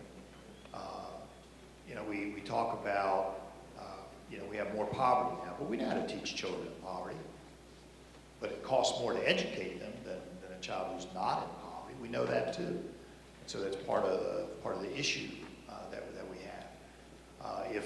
If I understand this, the second demographic shift might be second language learners and the international population that's growing. Perhaps the writer of the question meant something different, but if that's the trend, we are seeing some growth in second language learners. But it's interesting in America that we treat children who have a different first language like they have some sort of impediment to learning, which just isn't true. I did a Fulbright principal exchange to Brazil and visited some of the poorest schools in the world, public schools, I might add, in the world. And yet I never met a child in any of those schools who didn't speak their own Brazilian Portuguese and passable English. Every child learns other languages in most other countries. Only here do we consider it as something that's for gifted children only. It's some kind of mindset that we have. When you go to the European Union and you go to countries in Europe, they have a European Union language requirement. That you learn your country's native language with fluency, obviously, and you learn a second language with fluency, and you learn a third one with some level of proficiency. That's their standard. In the United States, we have no national language policy, and in Maryland, it takes 2 years of a foreign language to be eligible for a Maryland diploma, when we know it takes 5 to 7 years to become fluent in another language. I happen to have done my dissertation in two-way immersion in English and Spanish, and I've done a lot of work with language learners, and I had folks from the Center, she's now the president emeritus, but president at the time of the Center for Applied Linguistics on my dissertation committee. It's a field I know a little bit about, and our children, the children that we have, all of our children, whether they're poor children whose first language is English or children who speak their first language is French or Spanish or Urdu or whatever. We have kids from all around the world who are coming here. They're all able to learn. Now, it means we need more ELL programming. We need more opportunities for kids to acclimate to our culture and to our language. But we need to do a lot more, and that's what because we have English-speaking parents who want their kids in Spanish immersion and French immersion. We have one of the oldest French immersion programs in the United States of America here, a resource, a wealth in Prince George's County, right? And what we need to do is look at it a little differently than I think we traditionally look at it. But we're funding programs to work with all of the children that we have, whether they're special needs kids, whether they are high poverty kids, whether they're gifted kids. We're providing programs for all of them, and we'll continue to just, as we build our annual budgets, appropriate the right amount of money to the particular classes that we need from year to year. Dr. Thorne. Over the past at least 3 decades, you've seen a phenomenon emerge that I think the leadership of the county, this one as well as previous ones, is trying to keep from becoming institutionalized. That is, a particular role assigned to Prince George's County that is different from a role assigned to other neighboring counties. And that is to house, to educate demographically different populations without adequate resources. You just have to fight against that. You have to stop it, right? Because one of the things that Prince George's County has done historically for the state of Maryland, it has disproportionately taken care of students that are the most needy. That's a heavy responsibility. And it is now asked to take care of the most diverse population in the state of Maryland. Now my position is, this is not the county exec speaking, this is me, so I don't want to associate it with it. My position is that when it comes to the education of our children, they are citizens of Maryland. They're not citizens of Prince George's County or Montgomery County or Howard County. They're citizens of Maryland. They are not citizens of a zip code. They are not citizens of a community, gated or ungated. They are citizens of Maryland.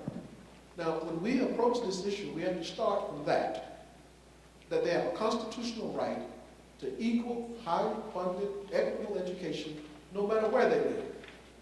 And I say that politically, we do not have the right to deny a child adequate education because of where they live. Amen. To whom they were born, their level of income of their daddy, or their immigrant status, or whatever. Now, philosophically, we must accept that and start from that. So what we will do when we do that, we will support initiatives that raises resources from people like me and others, but we will also say to the state and to the federal government, right, that we want constitutionally required resources for our children. Now, if the citizenry is not motivated by this, keep in mind, if you're not motivated by that basic precept that I just articulated, you won't fight for your children. You won't demand that people like me share wealth with the children and I live in the county and benefit from the resources for the county. You must be driven by that. Because this county, if you go to Northern County, you know demographically what's happening there, right? Your Bladenburg is different than it was in the old days. My Central is very different, right? So, and that requires us to be what? To be united around the children as a basic right when it comes to education. I think what's being proposed here is a part of that stool. Getting the money from the state, the $20 million, is another part of the stool. And as I started out with my comments, leadership consensus about the importance of education, public education. That's a good, important distinction. Public education. Charters and others can augment, they can be auxiliary, they can be add-ons, but no school system starts out with its high quality, starts out with what? As the center of their educational initiative. They don't start out with charters and private schools and parochial schools. They start out with what? Public schools. And that's what Prince George's County is. What have been identified as problems with the quality of staff in our schools, and what is being done as a solution to that challenge? So we've already kind of talked about some of that a little bit.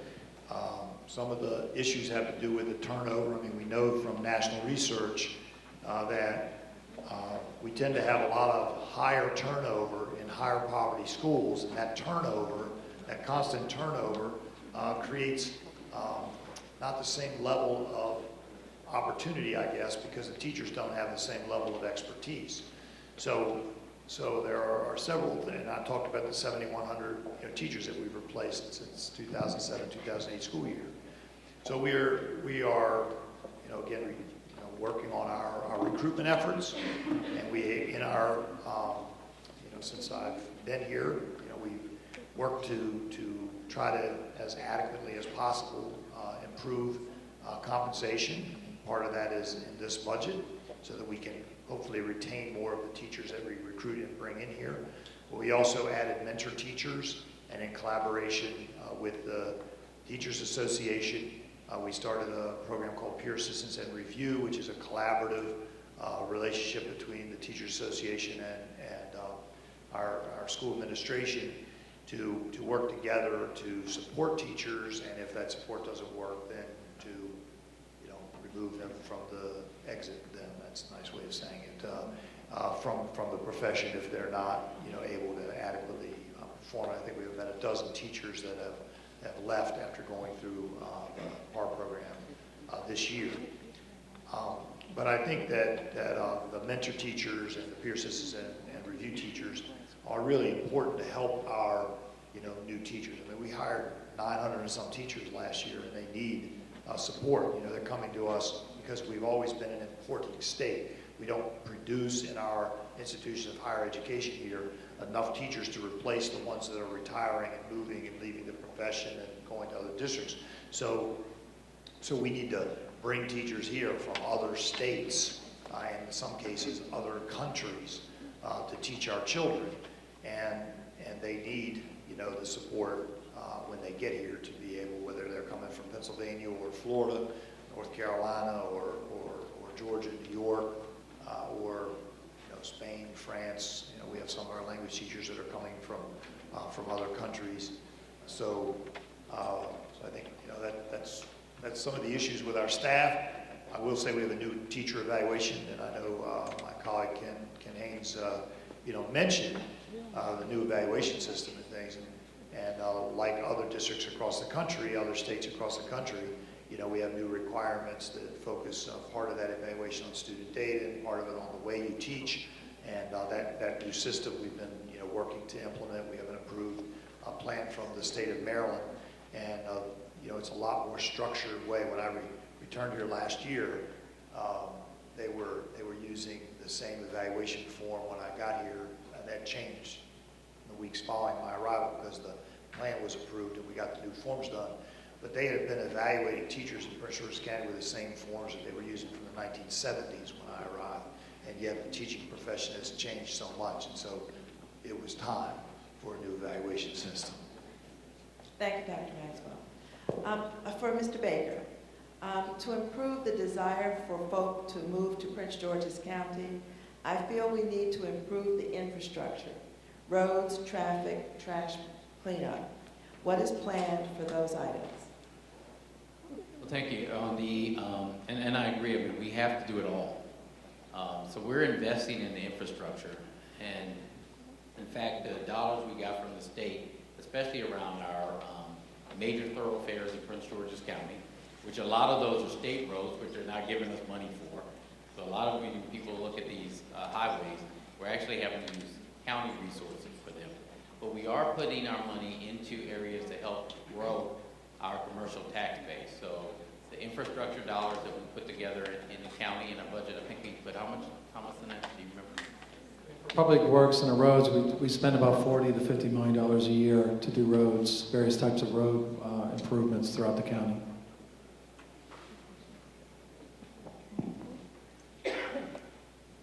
How are these promises of improvements for the schools different from Iris Met's promises to make earlier county schools in the top few of the state? Excellent question. We hope that Dr. Maxwell will tell us exactly how this proposal is different from the proposal that Dr. Metz said a few years ago. So I'm not sure that I'm really the best one to answer that question, because the reason I went on my little sojourn around the state was because of the tenure of Iris Metz. What Iris Metz did was drive a lot of very experienced, capable people out of Prince George's County. And I, you may or may not agree, but I believe I was a pretty competent, capable principal.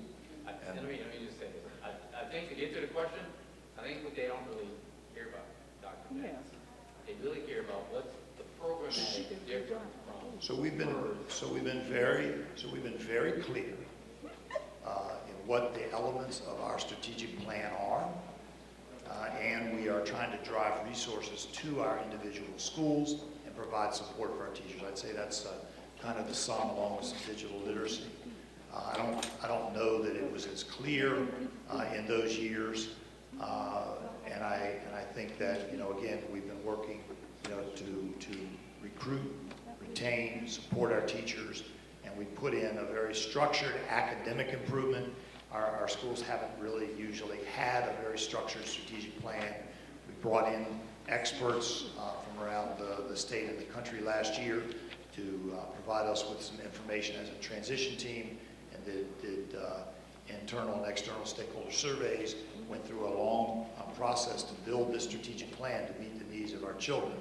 And we believe that plan has received pretty great reviews by and large across our district and from some experts around the country.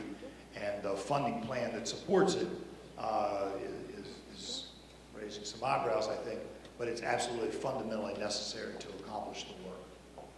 Let me also say that as a former three-term chairman of the school board, I've been through the rough spots, right? One of the things that's also critical here is stabilized leadership with broad political consensus around it. And we all went through, and I was a part of it, right? We all went through periods where, for whatever reason, whoever good, whoever bad, we just had differences. And we had differences. Now, without going back to that, we need to build upon the broad consensus politically about the importance of our schools, people being united around that, from the General Assembly, the county executive, the CEO, and get buy-in from the public. Now, historically, we've not had that. Now we have an opportunity for that. No plan will work if you don't have that. Because politically, people will be over here and over there, and people will caricature in the newspaper, and you have war fighting, county, all of that. No school system can survive like that. So I look forward to building upon consensus about the importance and integrated collaborative leadership on behalf of children. And that doesn't mean it's going to be perfect. You're going to have some differences. But some of the artificial fights that we had, and I participated in some of them, the systems don't survive like that. The ones that we're comparing ourselves to, notice the difference. So let's build on this. We can have differences about what the county, but let's make sure that we are protective of our public school system and political leadership is unified around it. Thank you. Why are we focusing on raising taxes instead of focusing on activities that will raise property values, which will raise revenue?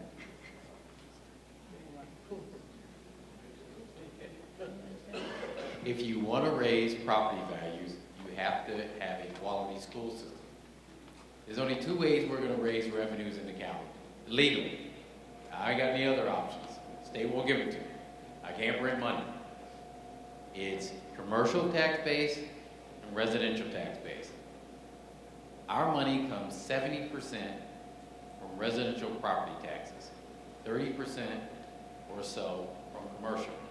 We're doing everything in our power to grow the commercial tax base.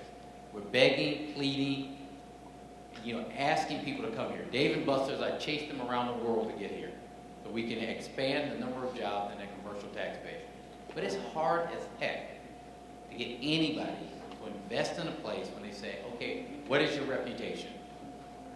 Well, gosh, if I have a choice to put a new company in Prince George's County, great office space, right next to the District of Columbia, and I'm competing against Arlington, in Fairfax, in Montgomery, same space, guess where they're going? Even with incentives. We got an EDI fund, $50 million, that we incentivize for businesses to come here. It's coming. But without a quality school system, you're not going to see your values rise. But aren't higher the way they should. taxes going to chase them away as well? Yeah, I'm gonna get to that. So the question was, does higher taxes chase them away? Businesses, No. residents, Of no. anyone. Anybody. So the higher taxes, yes, I mean, people are gonna look at how much you pay in taxes and say, okay, do I make a choice between paying more and sending my kids to private school, or going to Montgomery County and having that option? The only way we're gonna be competitive is to have a school system that invests in there so people have the option of coming here. The only way we're going to be competitive, the only way we're going to get our property values up is to have a first-rate school system. That's Sir, it. if you have a school system, and, Oh. but just let me finish, please let me finish this one question. The question was, you were saying that you've got to have to have better property values, you have to have better schools. But if you have higher taxes, and you have another jurisdiction that has the comparable school system, but lower taxes, you're still in the same boat. Yeah, but here's what happened. It's the property value. So you're going with the taxes. If the value of our homes were higher, you would lower the property taxes. Give you an example. The guy in Anne Arundel County is saying that, because we're raising our property taxes, he's actually lowering his. The reason he can lower, he's not lowering the investment in school system. He's still investing 66%. But because the assessed values are higher, he can actually invest more. If we can move ours up, we can do the same thing. But we have to get it up there. That's the only way. But you've got 20 systems with Whoa, whoa, whoa, lower whoa. tax rates. We're going We to gotta go through. I'm gonna hang. We're I'll tell you. going to What are they open the doing? floor. Whoa, wait a minute. Let me just say No, this. we're not answering Let me say questions. this. You're not Hold it, answering let me just say, questions let me relevant just to say our this. concerns. Let me say this. This is Wait, a Dawn Pony show. madam. Wait. I promise you. Let them read through the question. I will stay here all night. You've We had can my go. question for 40 minutes, Hold it. and it has Wait. not been read. But I said, as soon as they finish reading through the questions, I will stay here and you and I can go back and forth. No, I'll but stay this as needs long to as be you want. public, because see, It this can is be. what Hold we it, do. but you know what? We're hiring. Wait. It's no reason for that. Hold it. Because I want the people's question. Let them read through the question, and then we can stay and we can debate. But that is an important question for everybody. I just answered it. We'll all stay and wait. That's right. Let them lead through the questions. We're going through the questions one by one. If your question's here, we're going to get to it. And we'll make our answers short so we can stay and go back and forth. Why is there so much attention given for what students eat rather than on classroom activity? Is it possible to spend less on healthier options in the cafeteria and more on new textbooks and innovative tools that can be used to help students excel in the classroom?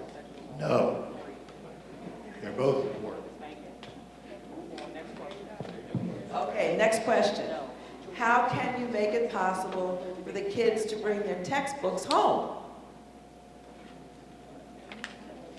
So I think in some situations they can bring them home, and in some they only have classroom sets because of the inadequate funding that we have.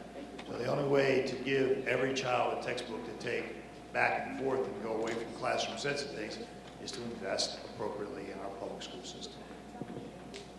Will summer school only be open for high school students? We've had some summer programs, second grade reading, for example, last year. We have some other specific programs, but we don't have the level of funding that we need to offer a summer school program for every child at every grade level. The reason it focuses on high school is because of the credit requirement for graduation.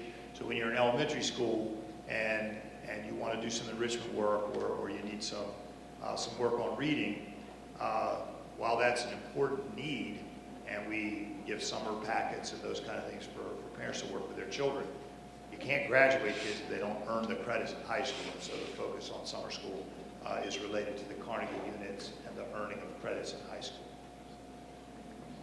Thank you. You compared our monetary input into the school system with other counties, that don't have the Maryland National Capital Park and Planning tax like us. Yes, Montgomery County has it, but they are an extremely rich county with many mansions, and you cannot compare us with them. Why don't you lower that budget and apply it into the school system? One, we asked Park and Planning, and we sent it to the council. We didn't want them to raise their taxes. The other is, we can't actually take money from Park and Planning to put toward the school. So the amount that we can, am I right, Thomas? Right, state law restricts their money for specific uses. Is the county executive willing to compromise on a lower, more gradual tax rate proposal phased in over 3 years? That is a great question. No, this amount, the 15 cents, is actually phased in, on the portions are coming in over the years. But in order for us to move the school system up, what I've asked Dr. Maxwell to give us is a budget that moves us from where we are, investing in the county, to move us in the top 10. We have been doing, 2% or 1%, whatever we could find. But in order for us to catch up with our competitors, we really need to have that money in there that we use over the period of time. This is a one-time shot. This is it. We don't get to raise it anymore. This is a shot you got. So I proposed to the council, not a proposal that would get us from 23 to 21 or 23 to 20, but would move us in the top 10. And I think that's what we're having a discussion about, whether in fact the proposal will do that.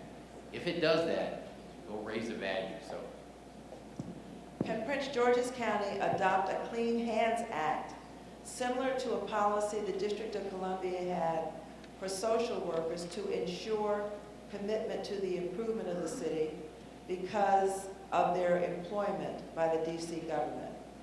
This could help ensure all employees who reside in another county but work here are equally committed and responsible for contribution to sustaining livable communities in Prince George's County. Or can these employees be taxed to support such an effort? I'm not familiar with that, but we can take that and look at it and get an answer on the website. For the testing, this is for Dr. Maxwell, for the testing that's being done, some parts of these tests are being given to our kids, but yet the children did not learn the subject matter. So, again, I think with the supervision of schools, our expectation, our hope is that our teachers are covering all of the material that is there for the tests. I think that partly the results of the test will tell us whether or not that's true or not. I do know that at times there are issues with getting through all of the material, and I know this year, for example, we had pretty significant weather impact on our school year, and I know even with advanced placement teachers, they're like, we really lost a lot of instructional time to get our kids ready for those tests. But we do have pacing guides, we do have, the curriculum spelled out, we do have expectations. And I think that, working with, our principals as well as our teachers to work on making sure that we're covering the material in the specified amount of time. And we've been working with the Wallace Foundation with our principals and assistant principals and our principal supervisors to make sure that we're all coordinated on that level of work, that we will improve that. I think the other issue that impacts it, and I don't want to be too long, I know, because we have some other questions, is that the amount of testing that we're doing has been raising a question for all of us, for parents, for students, for us. And so we've created a work group, about 40 people, teachers and others, to look at whether or not we can consolidate some of what we're doing so that maybe, the benchmark testings and things can be consolidated with unit tests and all. So we have people looking at every single test that we give in the school district. And it's not a small task for them to do. It's not a couple-week kind of project, but we hope to get some really decent recommendations out of that that will help us actually add instructional days and drop some of the testing days. Does the school district have any programs to explore public-private partnership similar to stormwater management? Similar to stormwater management? That's what the question is. Oh. So, I mean, we have, I don't know if they qualify for the exact thing, but, you know, we have a lot of business partnerships where we work with people with our high school academies. I have a business advisory group that I met with just this morning. We have a number of relationships with professional organizations, the Panasonic Foundation, the Wallace Foundation. We have in the past had some work off and on with the Gates Foundation, but we also have some work where, again, like we have an environmental education steering committee, which includes partners from business and the nonprofit sector. If I can just add real quick, we are working with the state and the state officials and other school systems and county governments to try to figure out a way to bring the private sector in as far as help renovating schools or building new schools. It's something we've been studying for a couple of years, trying to figure out a model that will, you know, work for both sides. And so that is underway as well on the construction side. Thanks, Tom. We often hear the negatives of our school system in the media. What is being done to promote the success of our students, teachers, and administrators for residents to be supportive of this request to increase taxes? You know, first of all, I'd say we've been out almost every night trying to talk to people all across the district about the work that we're engaged in, the work that we're doing. We've reorganized our public information work. We have folks who have redone our website. You know, they're working very diligently. There's a lot of information on our website. But I think that, you know, again, I think partly it's that relationship with the media and really trying to get them to pick up some of that information. I mean, we can put out a press release that says that we have, you know, 7 more Posse scholars or 3 more Gates Millennium scholars, but if the media doesn't cover that, I can't do much more beyond that besides my own website and making sure that we're doing that sort of internal and community. The last point, I guess, is that in terms of, you know, the strategic plan, it is it's in our plan to make sure that we are reporting publicly about each one of the strands of that strategic plan in an annual report at the end of each of those annual reporting periods. I've been a Prince George's County resident for almost 50 years. My children received a good education in its schools, and I taught in Prince George's schools for 25 years. Through the years, I have not seen any money solve the problems that keep the schools from improving significantly. And those are student attitude and lack of parent participation. How can these be addressed with the extra money?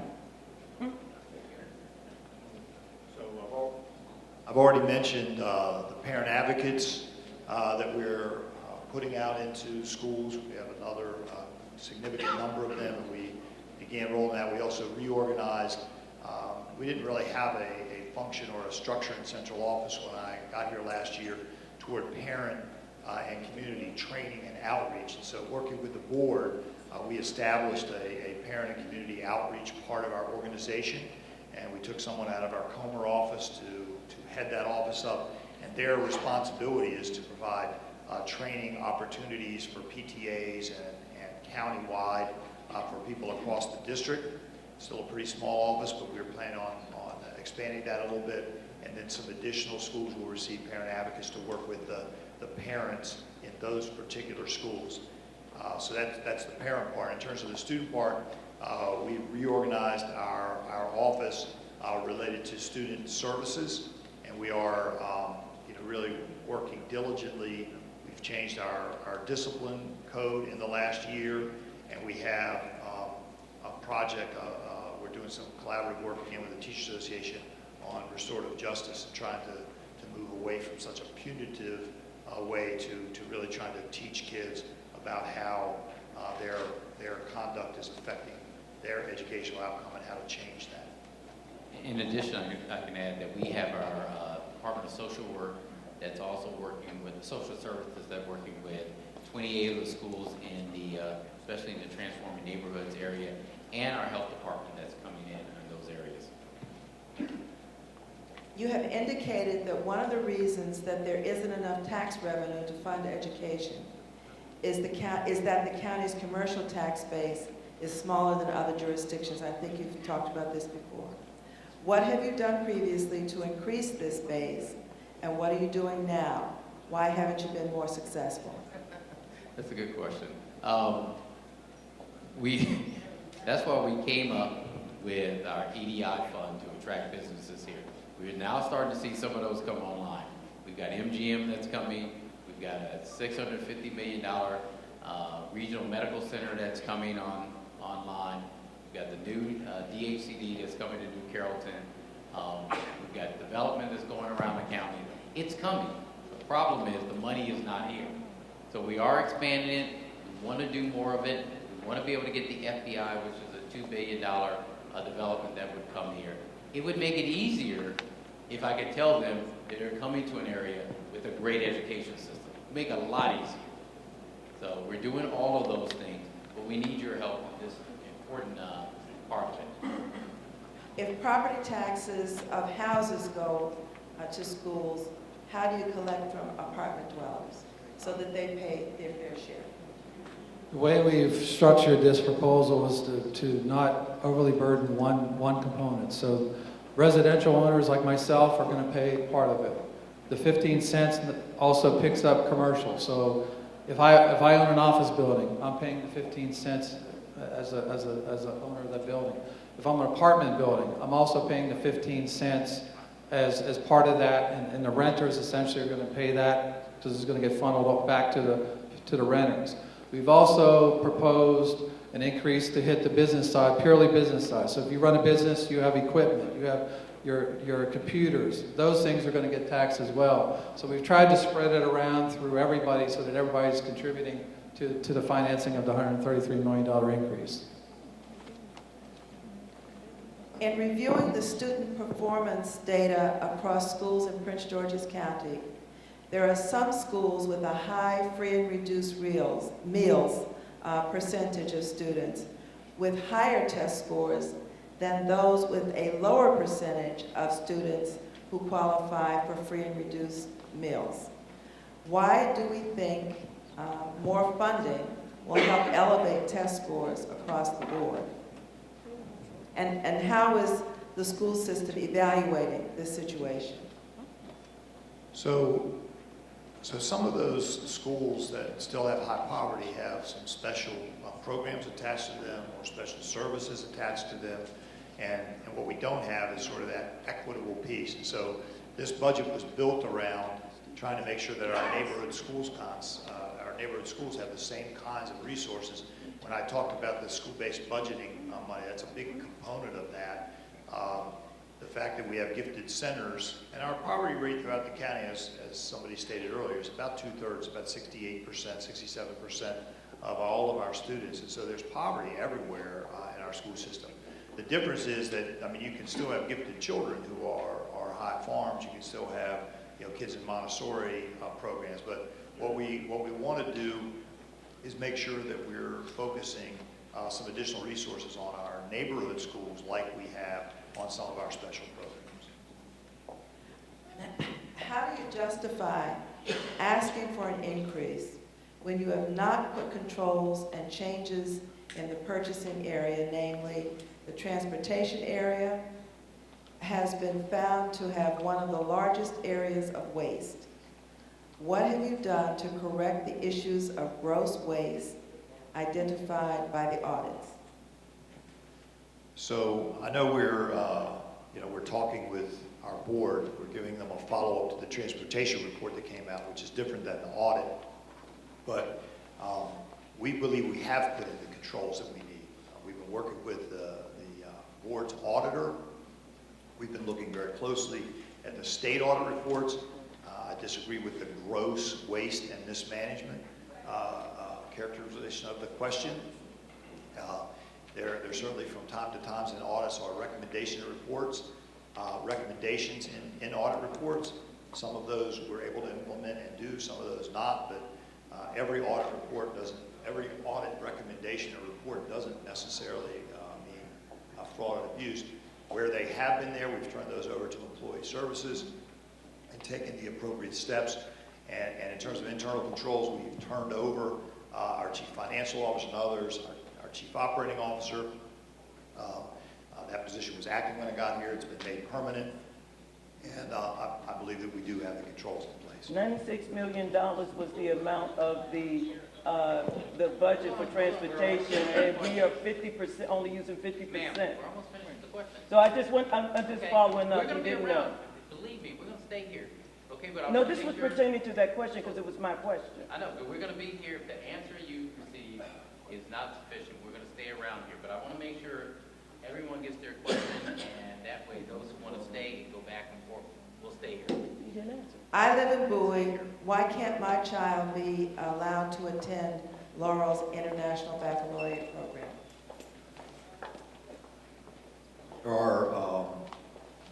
There are ways to be admitted to the programs. I mean, every one of our programs has a different mission. Some of them are open admission for kids at the school. Some of them are applications to the lottery process. So again, we can look into your particular case, but if you were in the lottery and didn't get selected, that's why it's not a lottery program and you didn't get selected to the program. You know, we'll have to look at the deadlines and applications, and whoever wrote that question, you can see Christian Rose, and we'll figure that out. Why is Prince George's County tax rate so high, yet there are 20-plus systems doing better with less when it comes to ranking and the tax rate? Thomas answered why it's so high, but to let you know, they put more money in their school system than we do. So. I mean, so we've talked about it numerous times. I mean, they have higher values. You look at Montgomery's home prices in March, $390 something. Howard County's was $380. Anne Arundel was $290. We're at $224. It's simple supply demand. Folks want to go where school systems are good, and because of that, values are high. And because we still have greater needs, and I think Dr. Thornton touched upon the one piece when his first comments was the importance of you simply just can't look at the number of students. And we spent a long time, because I worked with him closely on this under Mr. Curry. It costs you significantly more to educate free and reduced meal kids, special education kids, and limited English proficiency. That's what they studied with the experts for several months. And so we have those needs. Montgomery, we're twice as many free and reduced meal kids as Montgomery County. And so we have the service needs, but we have to fund it.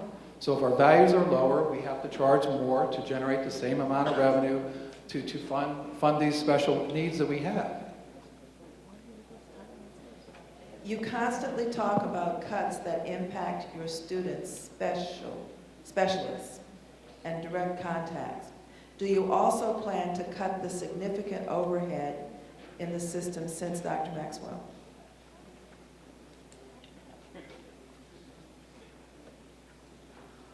I think I answered that question already. We have less executive level people than we had during the Great Recession. We cut thousands of people out of this district, including classroom teachers.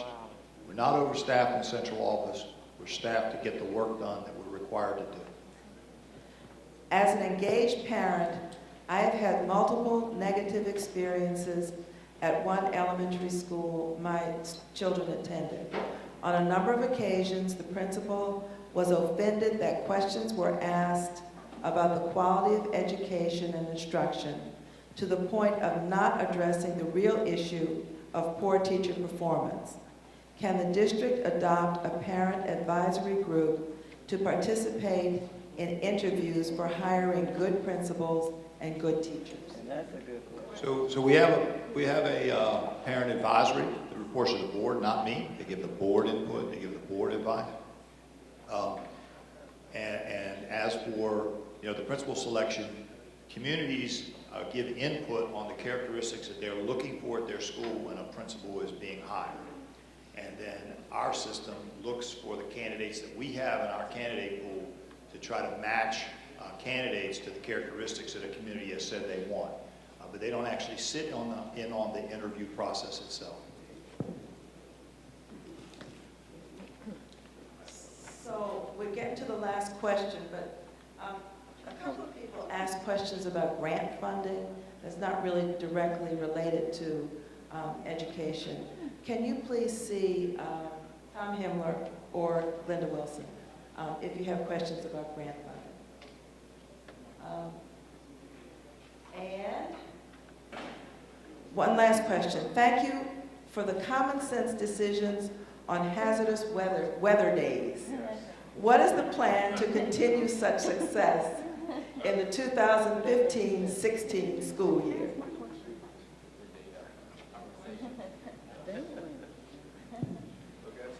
That's a darned if you do, darned if you don't kind of decision that we wrestle with. And I made far too many of them last year and this year. But we send people out on the roads across the whole district. We have people who are assigned to areas of our district, north, central, and south, east, and west. And they go out in that weather, whatever that weather is. And they drive the roads. We also talk to some of our neighboring jurisdictions because sometimes the storms are coming from the west. And we want to know what does it look like, you know, over near the Montgomery-Frederick border. You know, is the storm on its way? Sometimes those storms are predicted to come at rush hour, and we're trying to make a decision at 4:30 or 5 o'clock in the morning. Sometimes they're coming from the south, and so we want to, you know, call somebody down in Virginia or Charles County or St. Mary's County and see what. But then the transportation people all get on a conference call with the transportation supervisor and the chief operating officer. And then they call me when they're done with that conversation and say, here's what we see, and here's what we see, and here's our recommendation. Sometimes I say, great, I accept that recommendation. Sometimes I say, I want a little more information. What's some other district doing, or what does it look like there, or what's the real timing of the storm, what's the air temperature. Sometimes right before dawn, that temperature goes down just a little bit. We saw an issue with that one time last year. It dropped just a degree or two, just a hair before dawn, and what was rain turned to ice, and that created some real dilemmas for us. And we had one time this year where we announced a delay, and it was clear within about an hour of that decision that we needed to close, and so we came right back out and closed. So we're going to continue that kind of diligence on it. I mean, we monitor it very, very carefully, and we get information. We get our own information on weather reports. We get the county's information on it, the emergency management people's information on it, and we weigh all of that and then look at actual conditions on the ground. Thank you, Dr. Maxwell. Thank you, County Executive. Thank you, Dr. Thornton. And thank you, everyone from the community, for coming this evening. Let's give everyone We hope you'll be sure to take with you the materials that we have here this evening, and that you will share the information that you have with your friends. The county has a website that has all this information and more. The school system has a wonderful website also with great information. Our next conversation is going to be held on April the 29th at Nicholas Orem Middle School. We thank you all so very much, and please travel home safely. If anybody wants to stay around and talk a bit, we will be right here. I'm right here. Hi.